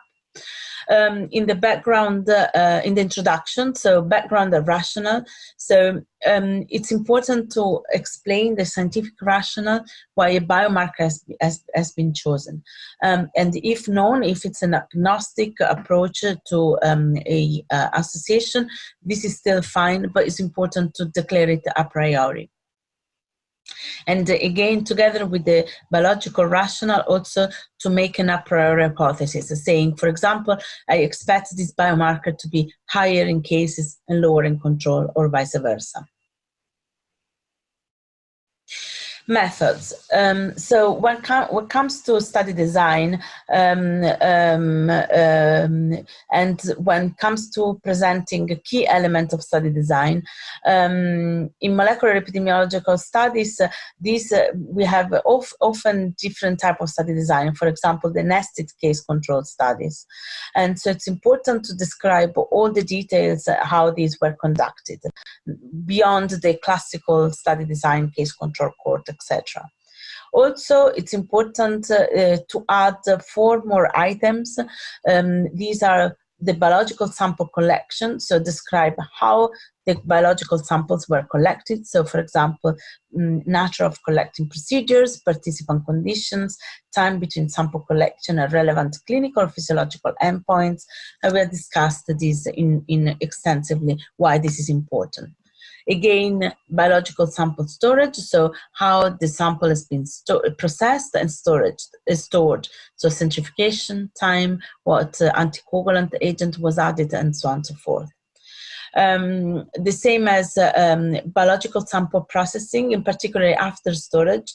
For example, in some large cohort studies, the vials has been frozen, have been thawed a number of times in order to take some of the sample and frozen back.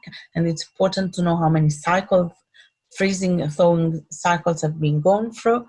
And also report the biochemical characteristic of the biomarker when known. For example, their solubility, their half-life, or any other characteristics that would allow the reader to understand potential source of variability in the study. When it comes to participants, not only apply the normal STROBE guideline in giving eligibility criteria, etc., but also report any habit or clinical condition or physiological factor or working or living condition that might affect the characteristic or concentration of the biomarker.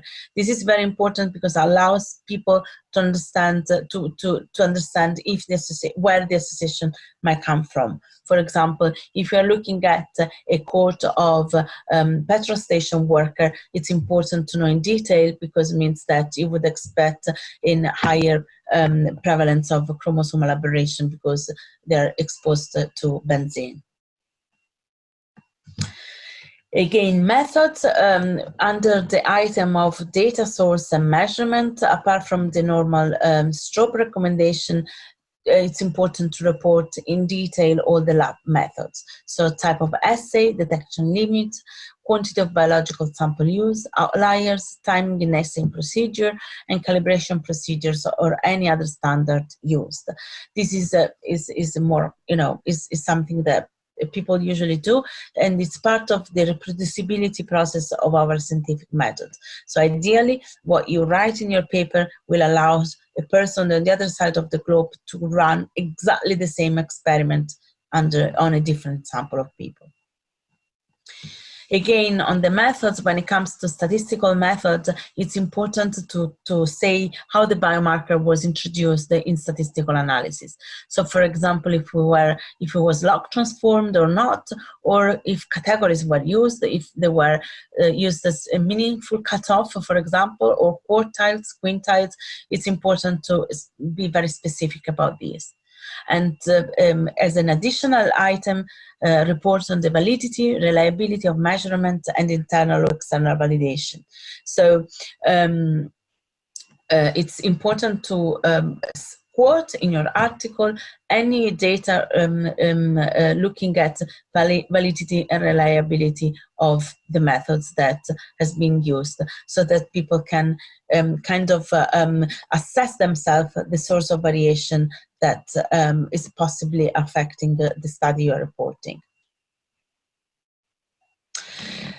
In the results section, when it comes to participant and reporting the reason for not participation, then also report specific reason for loss of biological samples. This might be different, and it's very important to reason around this when reasoning around selection bias.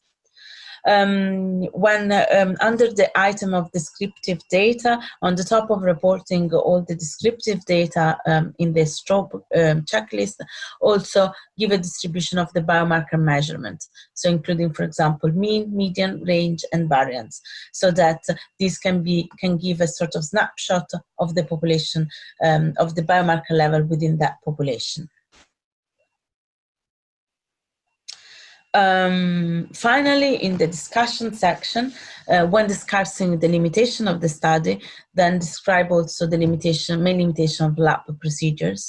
And when discussing the interpretation, give also an interpretation of results in terms of the a priori biological plausibility that was postulated at the very beginning of the paper.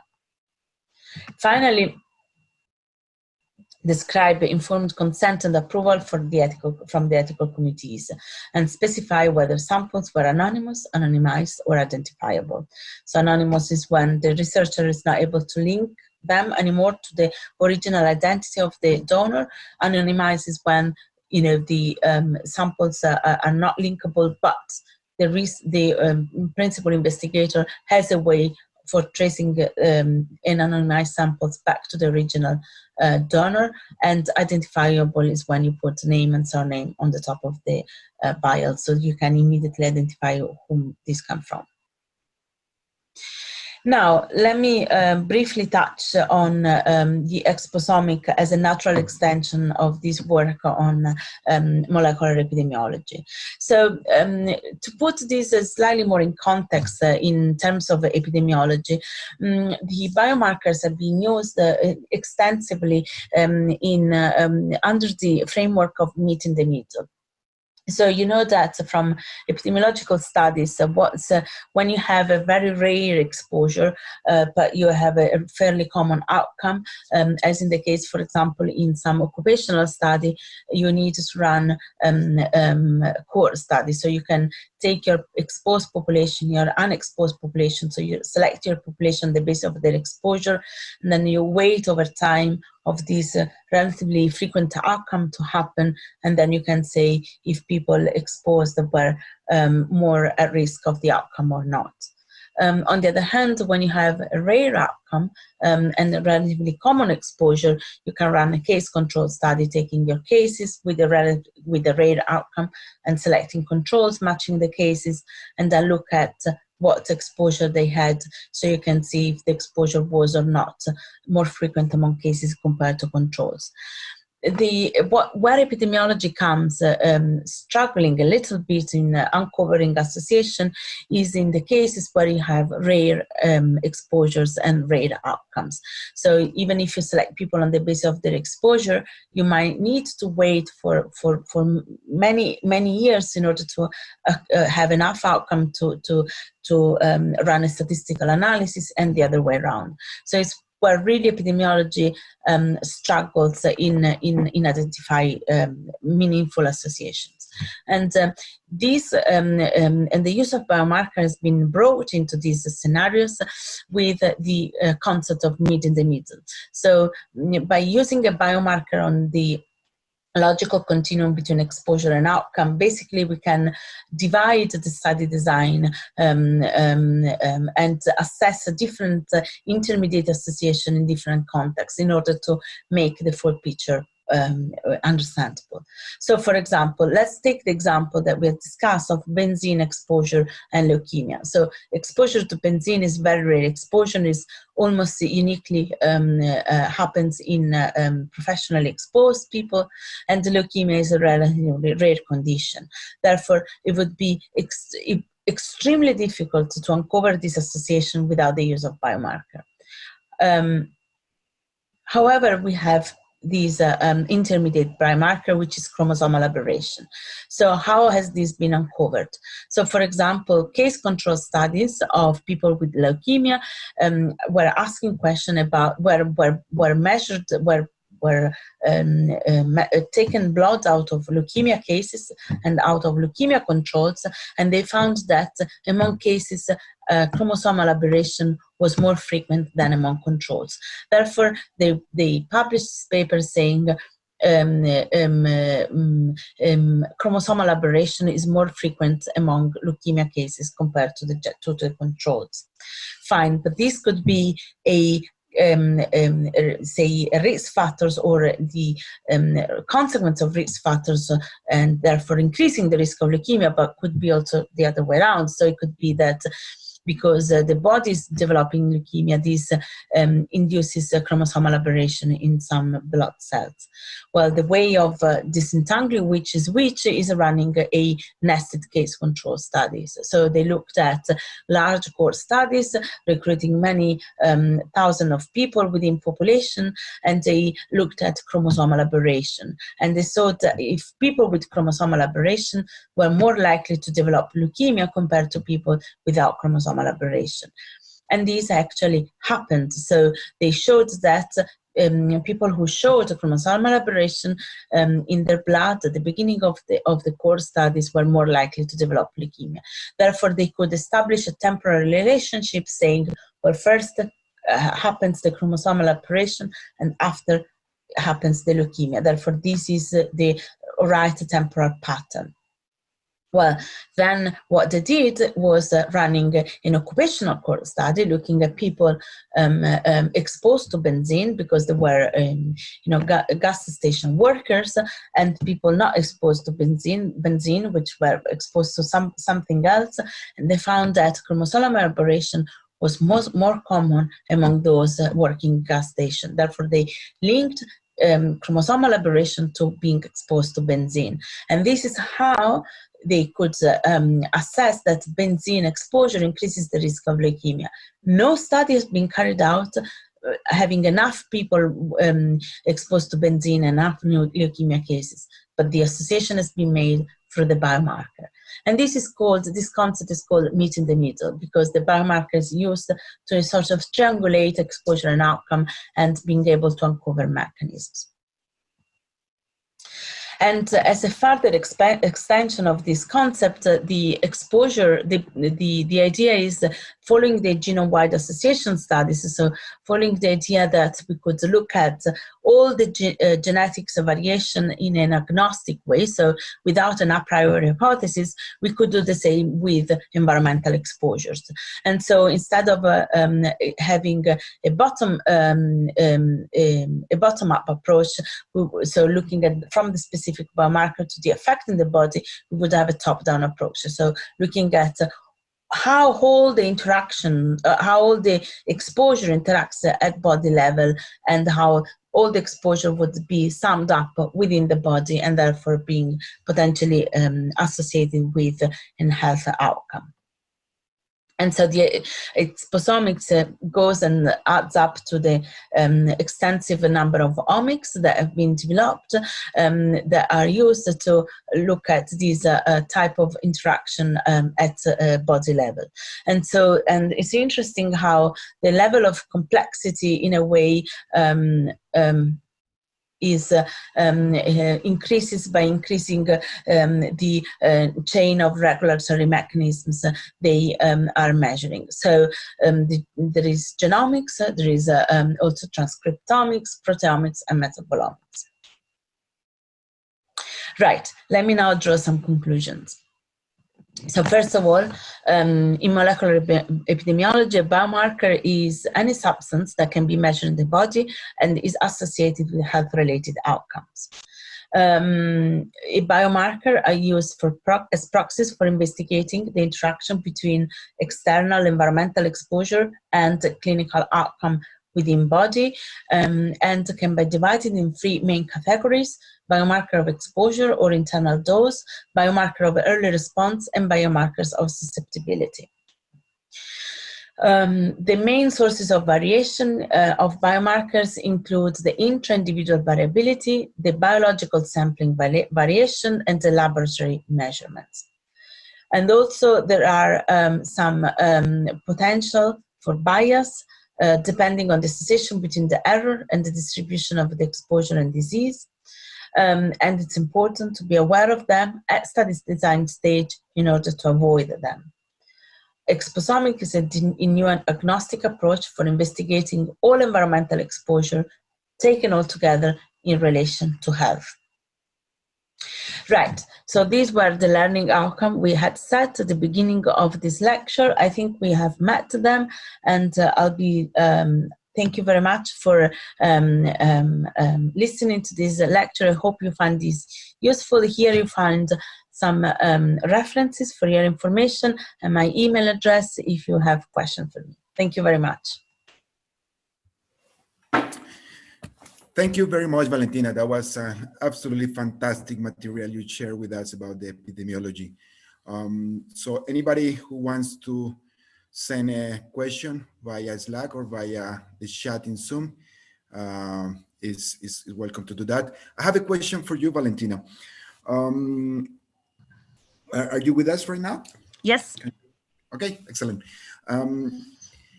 What's your view of the implementation of these standards in Latin American studies, not just, let's say, for SARS-CoV-2, but let's say dengue or another of our major diseases? Have you had a chance of looking at that? Not recently, unfortunately. I've been pretty busy with COVID, but so these type of guidelines were developed for mainly for a molecular epidemiology study applied to non-communicable diseases, and a further extension applied to communicable diseases has been published afterwards by some colleagues of mine, and I contributed to the effort. And this is more related to when biomarkers are in the context of investigating infectious diseases. So maybe you might refer to these as well. Often these overlap, and so you would expect the same items to be reported. But in fact, my colleagues who are experts of infectious diseases found a number of additional items that should be specifically reported in infectious disease studies. So I'm not at the moment, yeah, I'm not updated with the South American literature, unfortunately, but I'll be delighted to interact with you on any of these, on the biomarkers. Oh, excellent. Thank you very much. So anybody has any questions for Valentina? Yes, Marco. Go ahead, please, Diego. Dr. Valentina, thank you very much for this really interesting conference and for your work related to molecular epidemiology. I had a question that is related to the previous one. What will be your main recommendation for a stronger implementation of molecular epidemiology in Latin America? It's possible that usually here in Latin America, epidemiology is more like the classical bioepidemiology.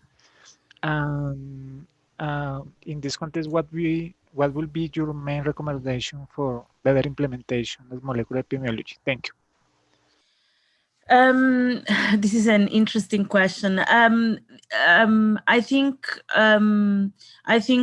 many molecular epidemiology studies do not need fancy lab, but already implementing study where basic biomarkers can be measured and properly incorporated in epidemiological studies would be already a fantastic addition. Also, in Latin America, you have the opportunity to have population with very specific characteristics. I'm thinking of population living in the Amazon forest, or some population living at very high altitudes, and very little is known about this population, and in particular about the adaptation of the bodies to these environments. For example, now I'm contributing to a study looking at anemia in Peru, and anemia levels or expected red blood cells levels in Ayacucho, which is high on the Andes, and in Pucallpa, which is in the Amazon forest, are completely different. And we have searched the literature around these issues, and very little is known, very little is published. For example, to what extent you would expect a change of red blood cells only due to altitude and not due to other factors. So already, I think descriptive study, not analytical study, would be of great use. And also I've seen fantastic facilities. So I'm sure there is plenty of opportunity there. Thank you very much. Thank you. Anybody else among our students or trainees or the public has any question for Valentina? Let's take advantage that she's with us today. I can take questions in Spanish, but not answer in Spanish. Good.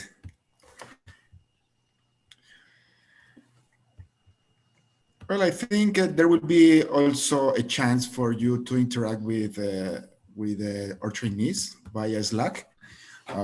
They usually also send some questions later on. So thank you very much, Valentina, for being with us. That was absolutely wonderful, what you shared with us. and we'll keep in touch. Thank you very much. Thank you very much. That's a super interesting initiative, and I've been delighted to take part. And please feel free to contact me anytime, and I'll be very happy to discuss any further question around this. Thank you very much, and enjoy the rest of the course. Thank you, Valentina. So again, I apologize for the technical issues we had before, and we are a bit running out of time, but we still have one presentation from one of our trainers, and that's Ana Perez from Lima, Peru, from the Potato Research Center. I believe she has solved her issues with the sound and audio and microphone. So please go ahead, Ana, with your presentation. Thank you very much.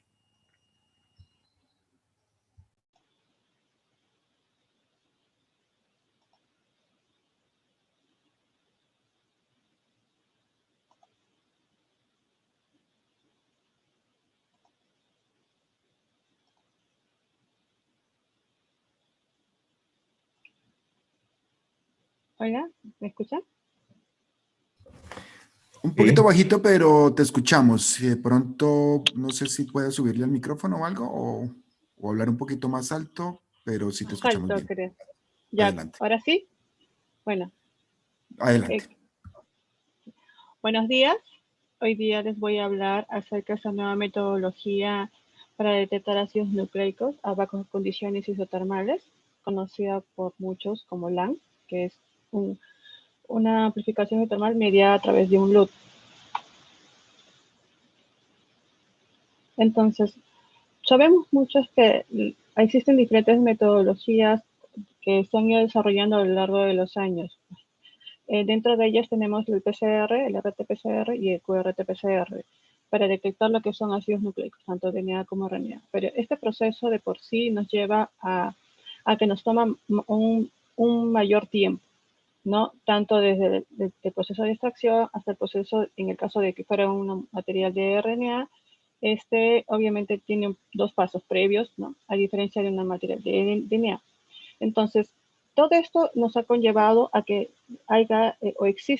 se desarrollen nuevas metodologías para poder detectar o visualizar, ¿no? Ácidos nucleicos. Entonces,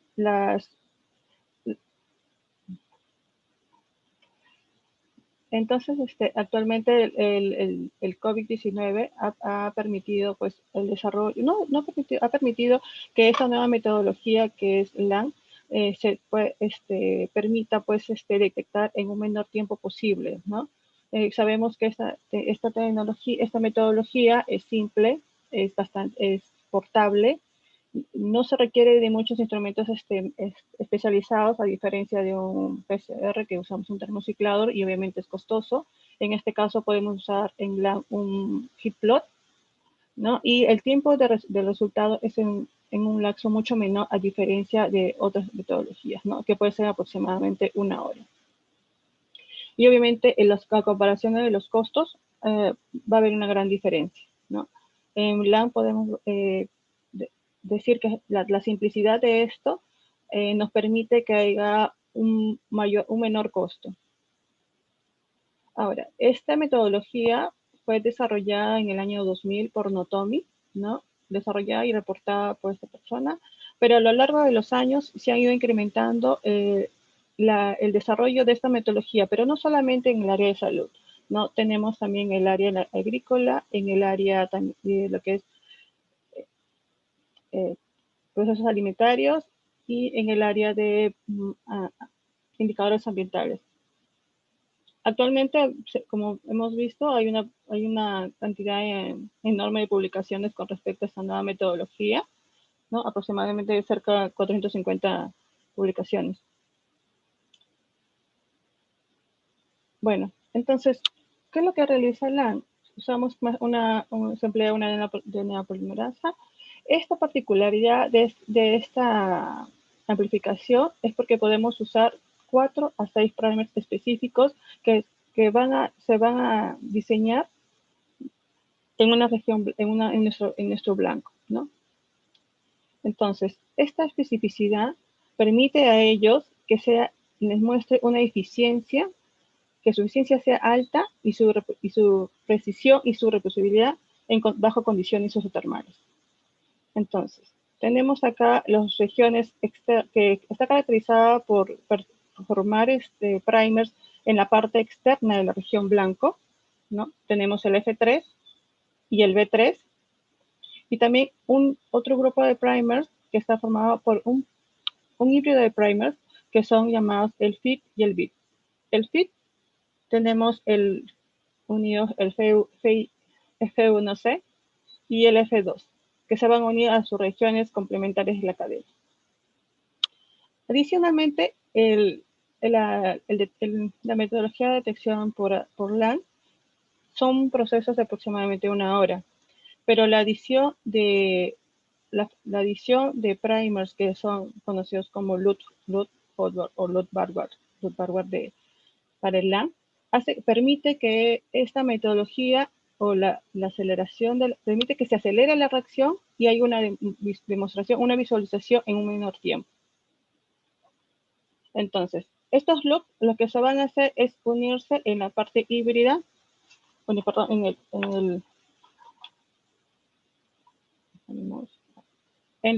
los loops de las regiones de los FIT y los bits. Vamos a ver acá. Entonces, tenemos los primers F3, se va a unir a su región externa de la región blanco, ¿no? A su región complementaria, a su vez que va a permitir que el híbrido del primer FIT se una el F2 a su región complementaria. Una vez hasta acá, va a permitir que dé la elongación de la cadena. Se elonga la cadena y hace que la región externa, la otra región, por otro primer externo, también participe, ¿no? Se une a su región complementaria y a su vez su bit del primer interno de la otra región, de la secuencia blanco, va a unirse a su cadena complementaria. Una vez esta está acá, se une y nos van a formar los pequeños bucles, ¿no? Estos bucles generalmente deben tener aproximadamente de un tamaño de 40 a 60 nucleótidos, ¿no? En algunos casos, los pequeños primers externos también deben ser, estos primers externos, el F3 como el B3, deben ser menores de 20. Entonces, esta formación es continua, ¿no? Como vemos acá, y va a permitir que se vaya elongando la cadena.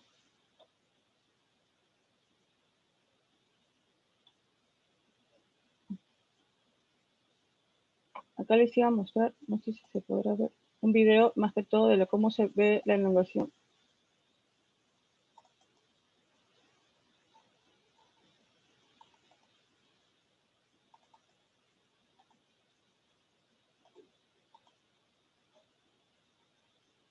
Vamos a ver acá.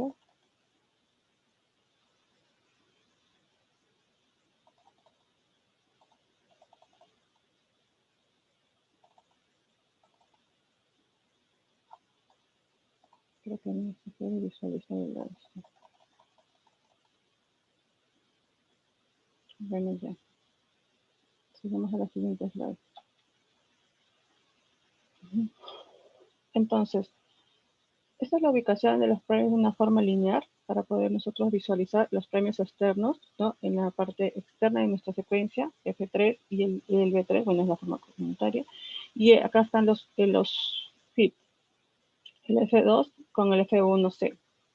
Como les mencioné, nosotros, bueno, hay una particularidad de que podrían usar los primers, los loops.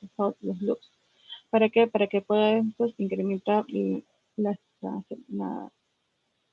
tasa de aceleración de la respuesta de esta amplificación. Entonces, ¿cuáles son las condiciones para poder nosotros diseñar unos primers? Es que ambos extremos no deberían contener arginina, no sean tan ricos como estos. El valor, su temperatura de melting, generalmente oscilan entre 55 y 65, dado que son condiciones isotermales, ¿no? Como trabajamos con las enzimas en particular. Y los extremos, como les mencioné, del FIT y del BIT, que vendría a ser F1C más F2, ¿no? Y B2 más B1C, no deberían tener aproximadamente un tamaño de 40 a 60. Generalmente esto es porque le da optimicidad, ¿no? Es lo que mencionan en varias publicaciones, y cuando nosotros vamos a desarrollar ahorita, vamos a ver que nuestro tamaño, nuestro primer, va a ser aproximadamente en ese rango. Ahora, la longitud de la región de nuestro DNA generalmente debe ser en un aproximado menor a 300. Acá dice mayor a 200, pero lo más, cuando diseñamos nosotros los primers, tenemos esos valores en ese rango, 200 a 300 primers. Es la verdad bastante pequeño, ¿no? Y lo trascendental de esto es que cuando se diseña o se manda a purificar los primers, lo preferible es que nuestros primers, los internos, que son compuestos por el FIT y el BIT, ¿no? Que vendría a ser P1C y B2, deben ser purificados por HPLC, porque eso le da una mayor reproducibilidad y nos hace que nuestra amplificación sea mucho mejor, a diferencia de poder de un desalting.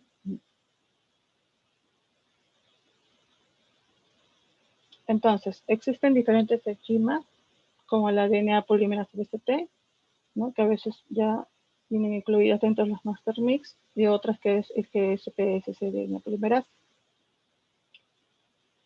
Dentro de estas existen también los métodos de visualización para LAN. Hay observación directa o observación por turbidez de nuestra reacción, ¿no? En este caso, la observación directa es como le dicen en el Naked 8, ¿no? Se usa indicadores de la reacción. Acá podemos ver, en este caso, que este mantiene su color y este ha variado, indicándonos que este es negativo y este es positivo, y acá es con una reacción UV, ¿no? Entonces, los indicadores de reacción vendrían a ser, tenemos el hidroxinatol blue, la calceína, y los indicadores que también pueden, en función del UV, podríamos usar Cybegreen o Picogreen. Eso es generalmente el hidroxinatol blue, es por variaciones de pH. Y hace que se le altere la alteración, hace que nos muestre la reacción de color. Otros métodos de visualización de una amplificación de LAN es a través de indicadores de presencia. Para eso se usan pequeños equipos portátiles como son el Jenny y el BioRanger, ¿no? Como podemos ver, podemos visualizar nuestros resultados en tiempo real, ¿no? Como les digo, son procesos bastante cortos, que a los 45 minutos ya podemos obtener resultados con esto. Ahora, existen otras metodologías isotermales que se pueden usar. Nosotros estamos trabajando estamos aplicando la que es la metodología de LAN, que usa pues condiciones de 55 a 65 grados. También existen otras como la RCA, ¿no? Ya muchos sabemos que esto trabaja generalmente con genomas circulares, que una temperatura de 30 a 37 grados. Otra que es NASBA, que trabaja con 41 grados centígrados, pero la diferencia obviamente va a ser con su material, ¿no? Esta trabaja con RNA, en particular con los diferentes tipos de RNA. Tenemos el RPA también, que trabajaba a condiciones a 37 grados. Obviamente acá usa todo un combinado en lo que son sus recombinasas y en la unión de sus primers. Y el HDA, que trabaja con la unión de la enzima helicasa. Igual con la HDA, que son igual temperaturas un poco mayores, pero tienen la misma función, ¿no? Pueden trabajar bajo condiciones isotermales. Actualmente existen diferentes versiones de LAN, ¿no?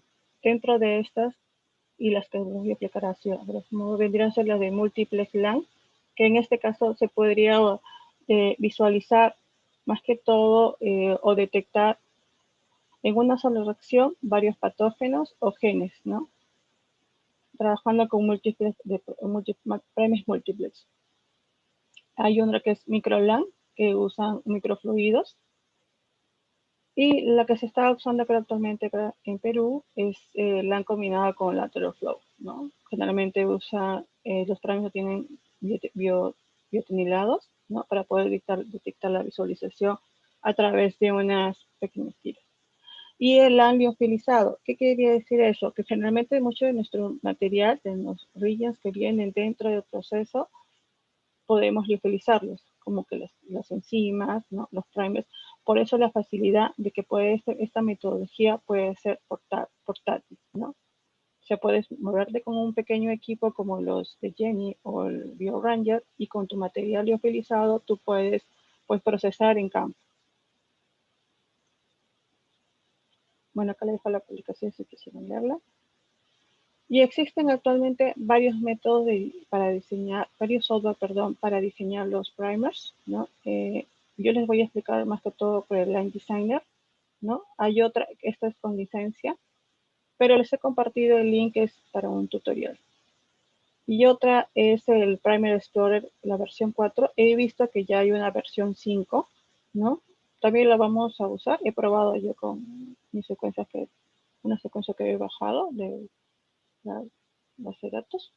Y actualmente he visto que también hay otra que se llama LAN Adversarial Analysis. Bueno, trabajan con lo que es un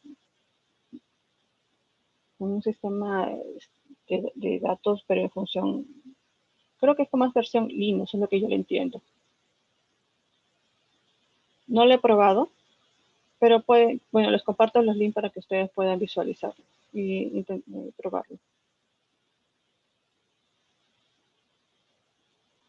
Ahora, entonces, diseñamos los primers, que es, bueno, vamos a tener la particularidad de obtener nuestro gen específico, aislamos nuestra secuencia, la obtenemos pues en nuestra base de datos, alineamos nuestra secuencia, para lo cual vamos a usar nuestro programa en particular, puede ser el Genius o puede ser el Mega, dependiendo de su facilidad. Después de esto, bueno, generamos una secuencia consenso y trabajamos con el software Line Designer. Tenemos nuestro gen específico, ¿no? En este caso, muchas de las metodologías que están usando actualmente para detectar LAN para SARS-CoV-2 trabajan con la proteína N, con la proteína S y también parte de la proteína de la RDP.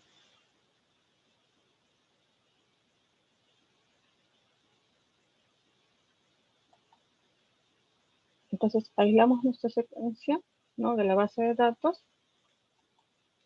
Generamos un alineamiento.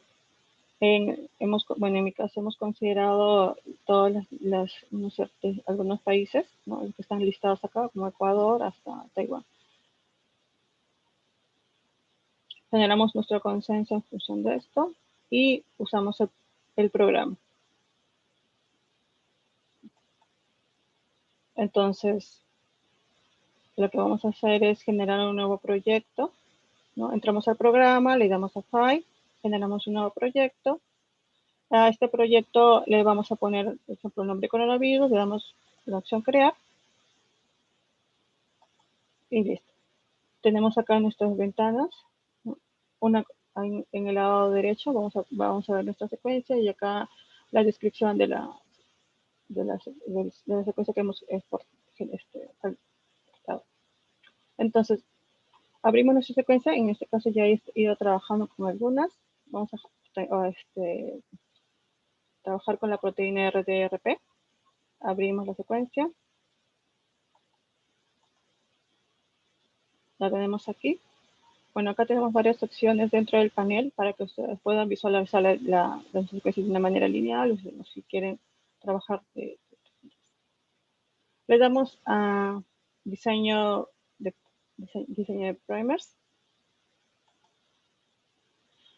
Y el programa lo que nos va a hacer es mostrarnos nuestra accesión, de qué tamaño está y cuántos CD primers alternativos va a generarnos, ¿no?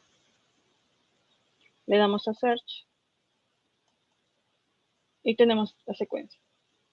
Una vez acá, como mencionamos, tenemos nuestra secuencia de la proteína RDRP. Nuestros primers están en estos extremos, graficados de esta manera, y a su vez el programa también nos genera la lista detallada, ¿no? En qué posición está, cuál es la longitud de cada primer, la temperatura que han estado trabajando, cuál es el porcentaje de que sea de cada de una manera más grande. Entonces, tenemos nuestro F3, que mencioné, es un primer externo. Tenemos nuestro B3, como vemos acá, y es nuestro complementario. Tenemos nuestro FIT, ¿cierto? Que vendría a ser la unión del FIC más el F2, que está en esta región. Tenemos nuestro F2, que está también en esta otra región, que vendría a ser, en esta parte vendría a ser la misma secuencia, ¿cierto? Como se pueden visualizar. Ahora, entre los primers FIT, que están en el F3 y el FIT, generalmente vamos a encontrar los loops primers. Este es el B, el otro primer interno, el B1C y el B2. Ya que tenemos el loop forward para el FIT y el loop para el FIT.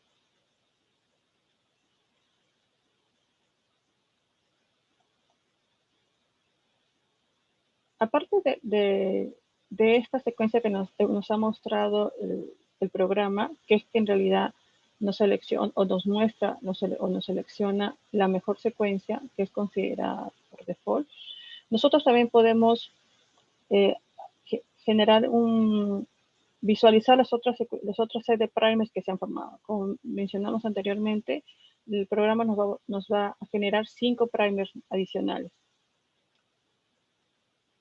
Bueno, acá vemos, en realidad son 6 en total, pero la pantalla nos puede ver solamente 3, ¿no? Luego de esto, lo que podemos hacer ya es exportar nuestros resultados, nuestros primers. Entonces, tenemos acá toda una lista, esto ya viene por default, ¿no? Para que podamos exportar todo a un formato Excel, ¿no? Y se nos sea mucho más fácil también obtener de ahí las secuencias para poder hacer después poder trabajar en realidad.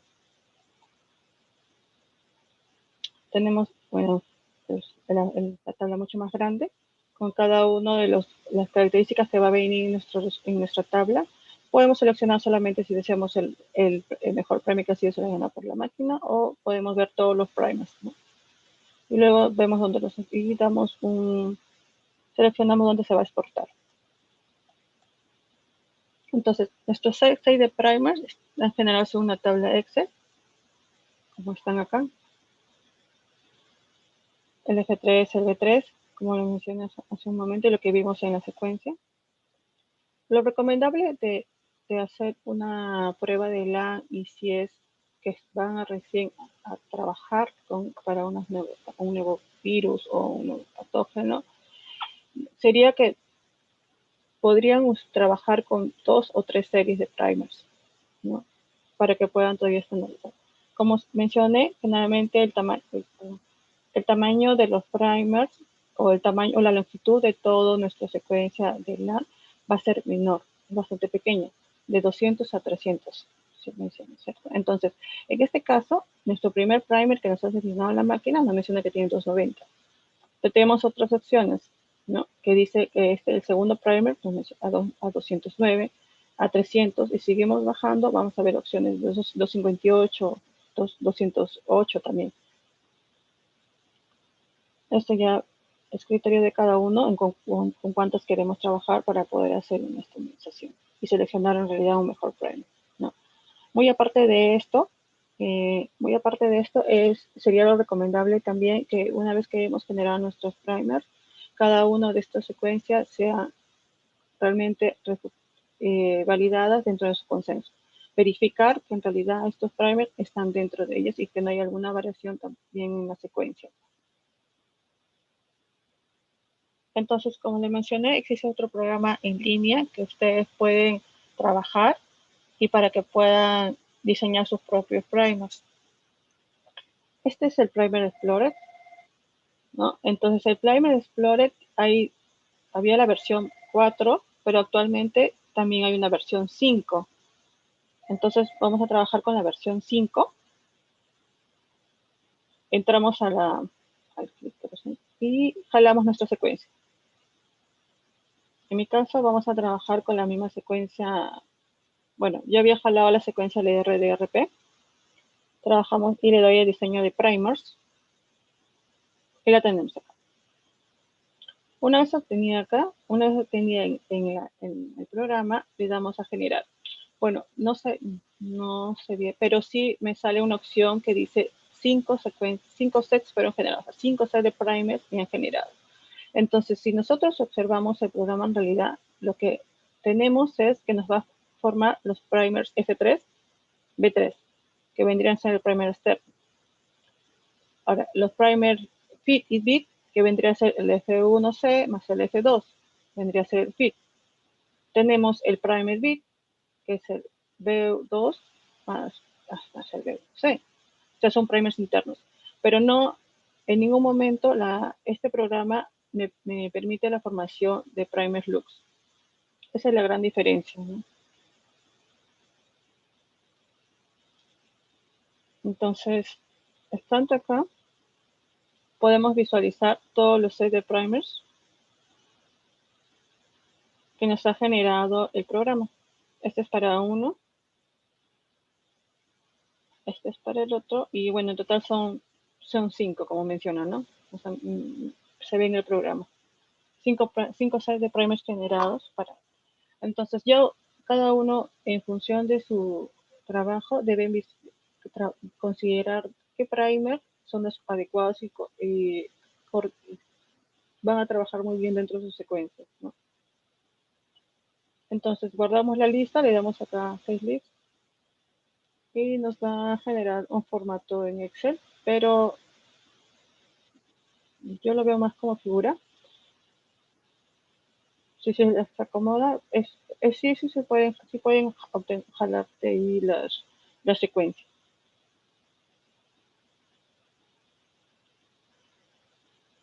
Entonces, ¿cuáles son las ventajas que se tiene para poder trabajar con LAN? Es que se puede detectar en realidad con bajas concentraciones, ¿no? Desde picogramos hasta fotogramos. Se menciona que es 10 a 10 veces 100 veces más sensible que un PCR. Es específico, obviamente, por sus 6 de primers con las cuales trabaja. Y eso le genera eficiencia y sensibilidad, ¿no? Es menos sensible en inhibidores y no hay un equipo sofisticado, ¿no? Podemos trabajar con heat blocks, ¿no? O también con pequeños equipos portátiles, ¿no? Que no generan mucho peso y puedes manejar de un lado a otro.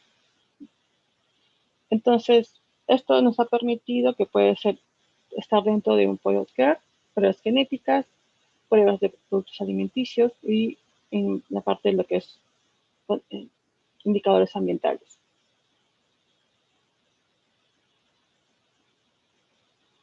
Creo que eso es todo. Sí.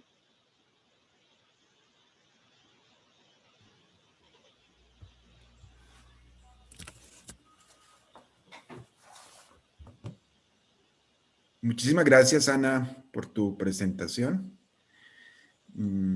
Si alguien del público, de los estudiantes, de los trainees, tiene preguntas, por favor, de nuevo vía Slack o vía chat.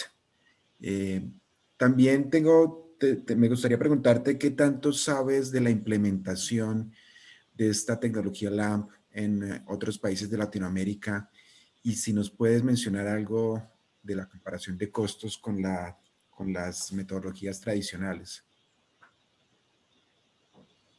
Las publicaciones que he estado revisando, generalmente, las publicaciones que he estado revisando mencionan que trabajan con indicadores de color, ¿no? Los costos es mucho menor, yo lo veo, a diferencia de un real time, ¿no? Y bueno, nosotros también trabajamos acá con LAN, ¿no?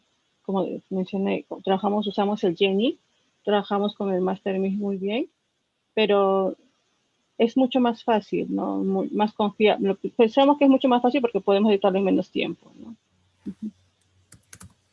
Ok, ok, muchas gracias.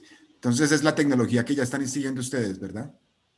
Sí, sí, ya venimos trabajando, ¿no? Inclusive, como le digo, ya, inclusive también hemos trabajado con primers multiplex, por eso también lo mencioné, porque ya hemos detectado diferentes virus, ¿no? En una sola reacción. Y estamos todavía estandarizando, pero nos ha ido bien. Y ahora que mencionas de estos virus, ¿esta tecnología se ha implementado para otros virus, tanto en humanos como, qué sé yo, de pronto en otros sistemas?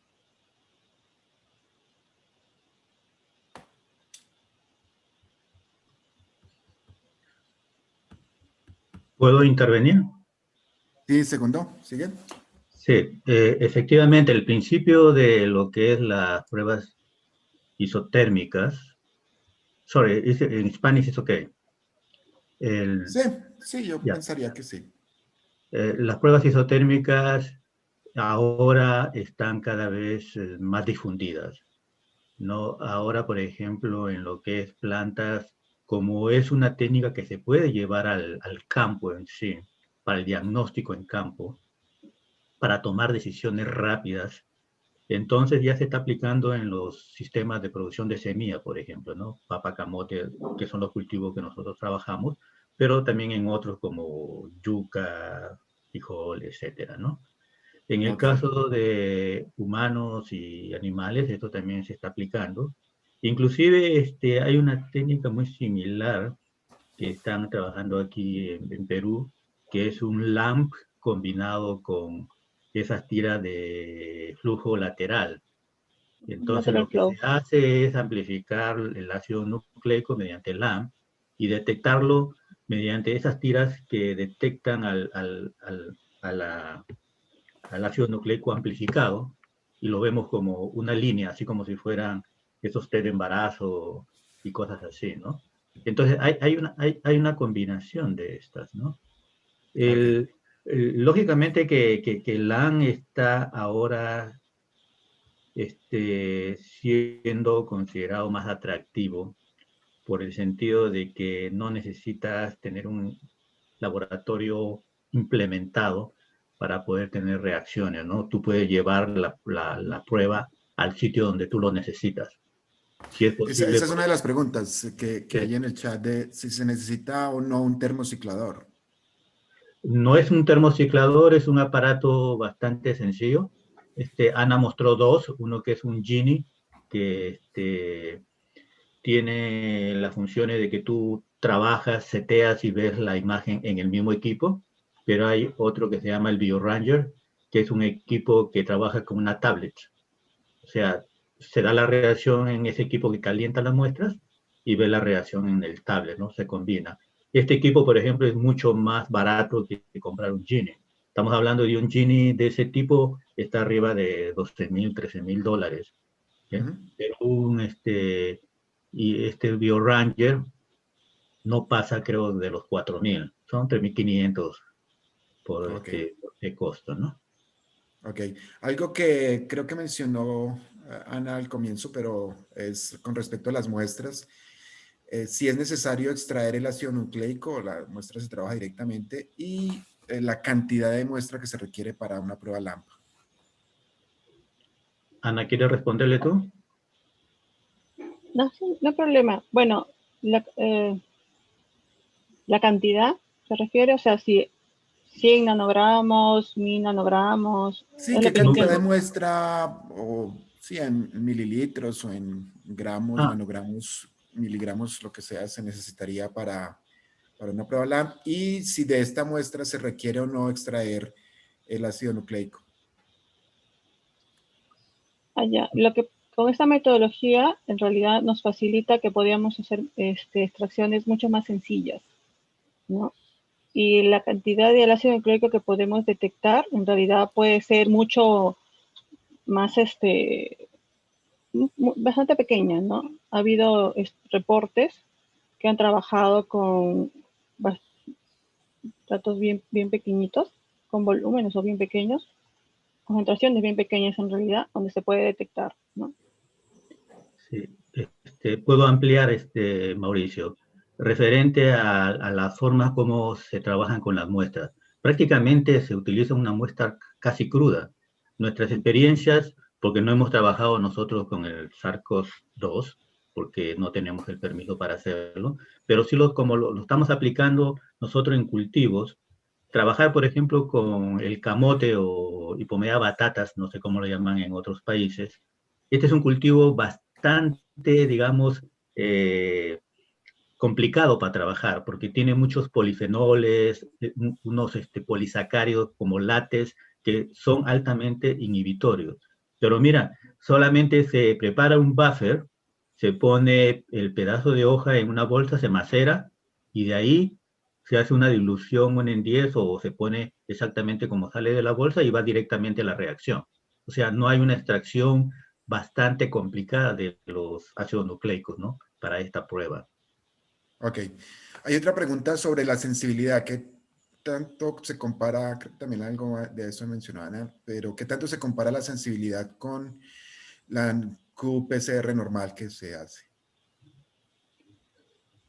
Van por ahí, van por tal vez 10 veces más sensible el LAMP, un poquito más, pero tiene muchas otras ventajas, porque las enzimas que se utilizan en LAMP toleran muy bien a los inhibidores, por eso es que se usan extractos casi crudos, ¿no? Entonces, y además, porque mientras más zonas de un genoma sean reconocidos por los primers, mucho más específico hace también a la prueba. O sea, de tener errores de falsos positivos es minimizado, ¿no? Ok, muchísimas gracias Ana y Segundo. Maravillosas presentaciones y explicaciones de estas nuevas tecnologías para la detección de SARS-CoV-2. Muchísimas gracias a nuestros presentadores. Este es el fin entonces de nuestras presentaciones y de las presentaciones en nuestro curso. Thanks everyone. This is the end of our workshop presentations. We appreciate everybody from the general public and from colleagues and friends here in Latin America and other parts who join us today. For trainees and students, we still have a couple of activities for you. We'll take a short break of 5 minutes, only 5 minutes. We'll be back with 2 additional presentations from Jonathan Reales and Fernando Hernandez, and then we'll have a very short evaluation for our workshop. Thank you very much, and I'll see you at 11:50 Colombia time. And thanks everyone. Have a good day, the ones who leave us now. And we hope to see you in other CABANA events in the future. Thank you, Segundo, Ana, and Valentina. So one thing, please. There are some questions in the chat, but when we are closing this Zoom, we can see any more the chat. So maybe they can put also the question in the Slack, so we can access to the question in that. I think I'm not sure that it is from somebody from the students. So you want to go ahead and answer it, Segundo? Yeah. Una de las preguntas dice, la experiencia, ¿qué limitantes tiene la técnica? ¿Los amplicones podrían ser usados para secuenciación?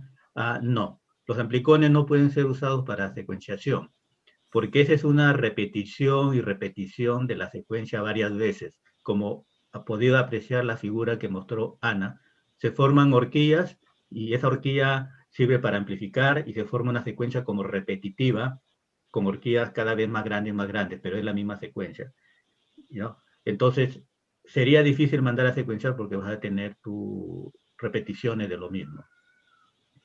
La limitante es, por ahora, tal vez sea el costo que representa implementar estos equipos, ¿no? Como les mencioné, hay que hacer una inversión inicial que es tener los equipos, ¿no?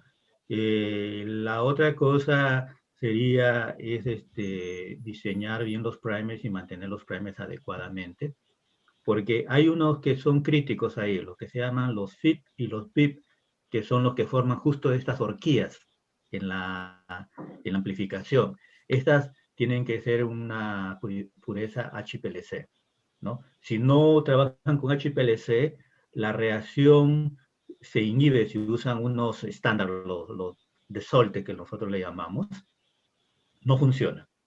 Pueden usar una de mayor calidad, lo que se llaman los de cartucho, los cartridges, pero la sensibilidad baja.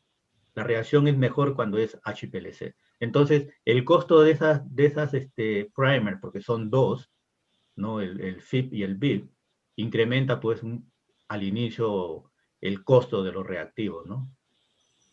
Sí, para añadir, yo he visto varios esfuerzos que hay para reducir el costo de los equipos, producir un equipo de $500, algo así, para el desarrollo de estas pruebas. Entonces eso muy seguramente muy pronto lo vamos a tener, creería yo.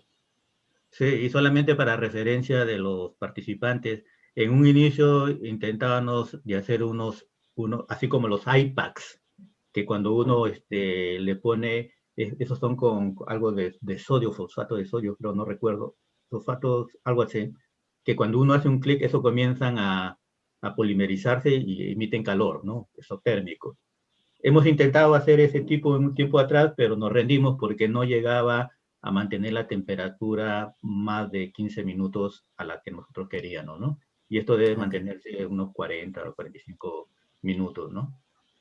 Ok, Segundo, muchísimas gracias a ti, Ana. De nuevo a todos nuestros visitantes de hoy en estas interesantes charlas. Thanks everyone for being here with us, and I will see my trainees in 5 minutes. We'll be back. Thank you. Have a good day, all of you who leave us now. Bye.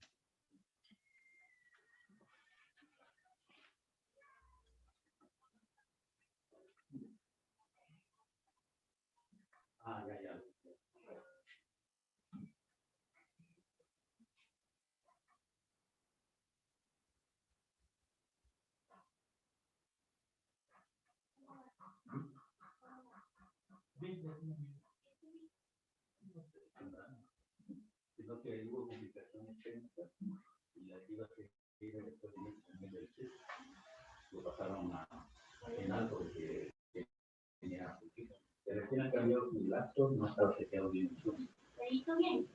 Yo sé, porque yo sí tengo.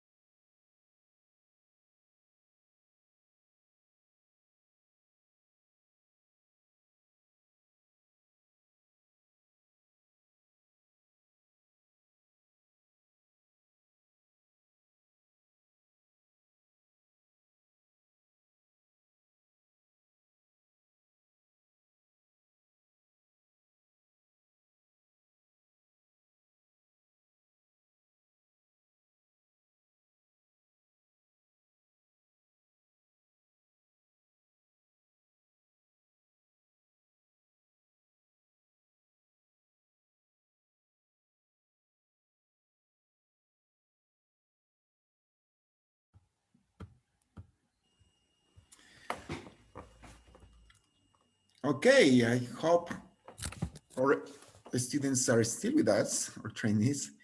We have a couple of presentations left from you guys. One is from Jonathan Reales. So if Jonathan is with us right now, you can start your presentation, and then we'll have Fernando Hernandez's presentation. We have 15 minutes evaluation, and then we'll have a final poll as well for you to give us your insights about this workshop and how to improve it in the future, and anything you want to ask us. This is the opportunity. So thank you, Jonathan, and please go ahead. Hola, ¿me escuchan? Sí, perfecto.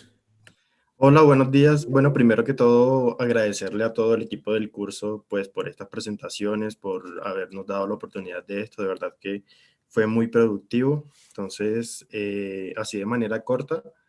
Y pues, como para mencionar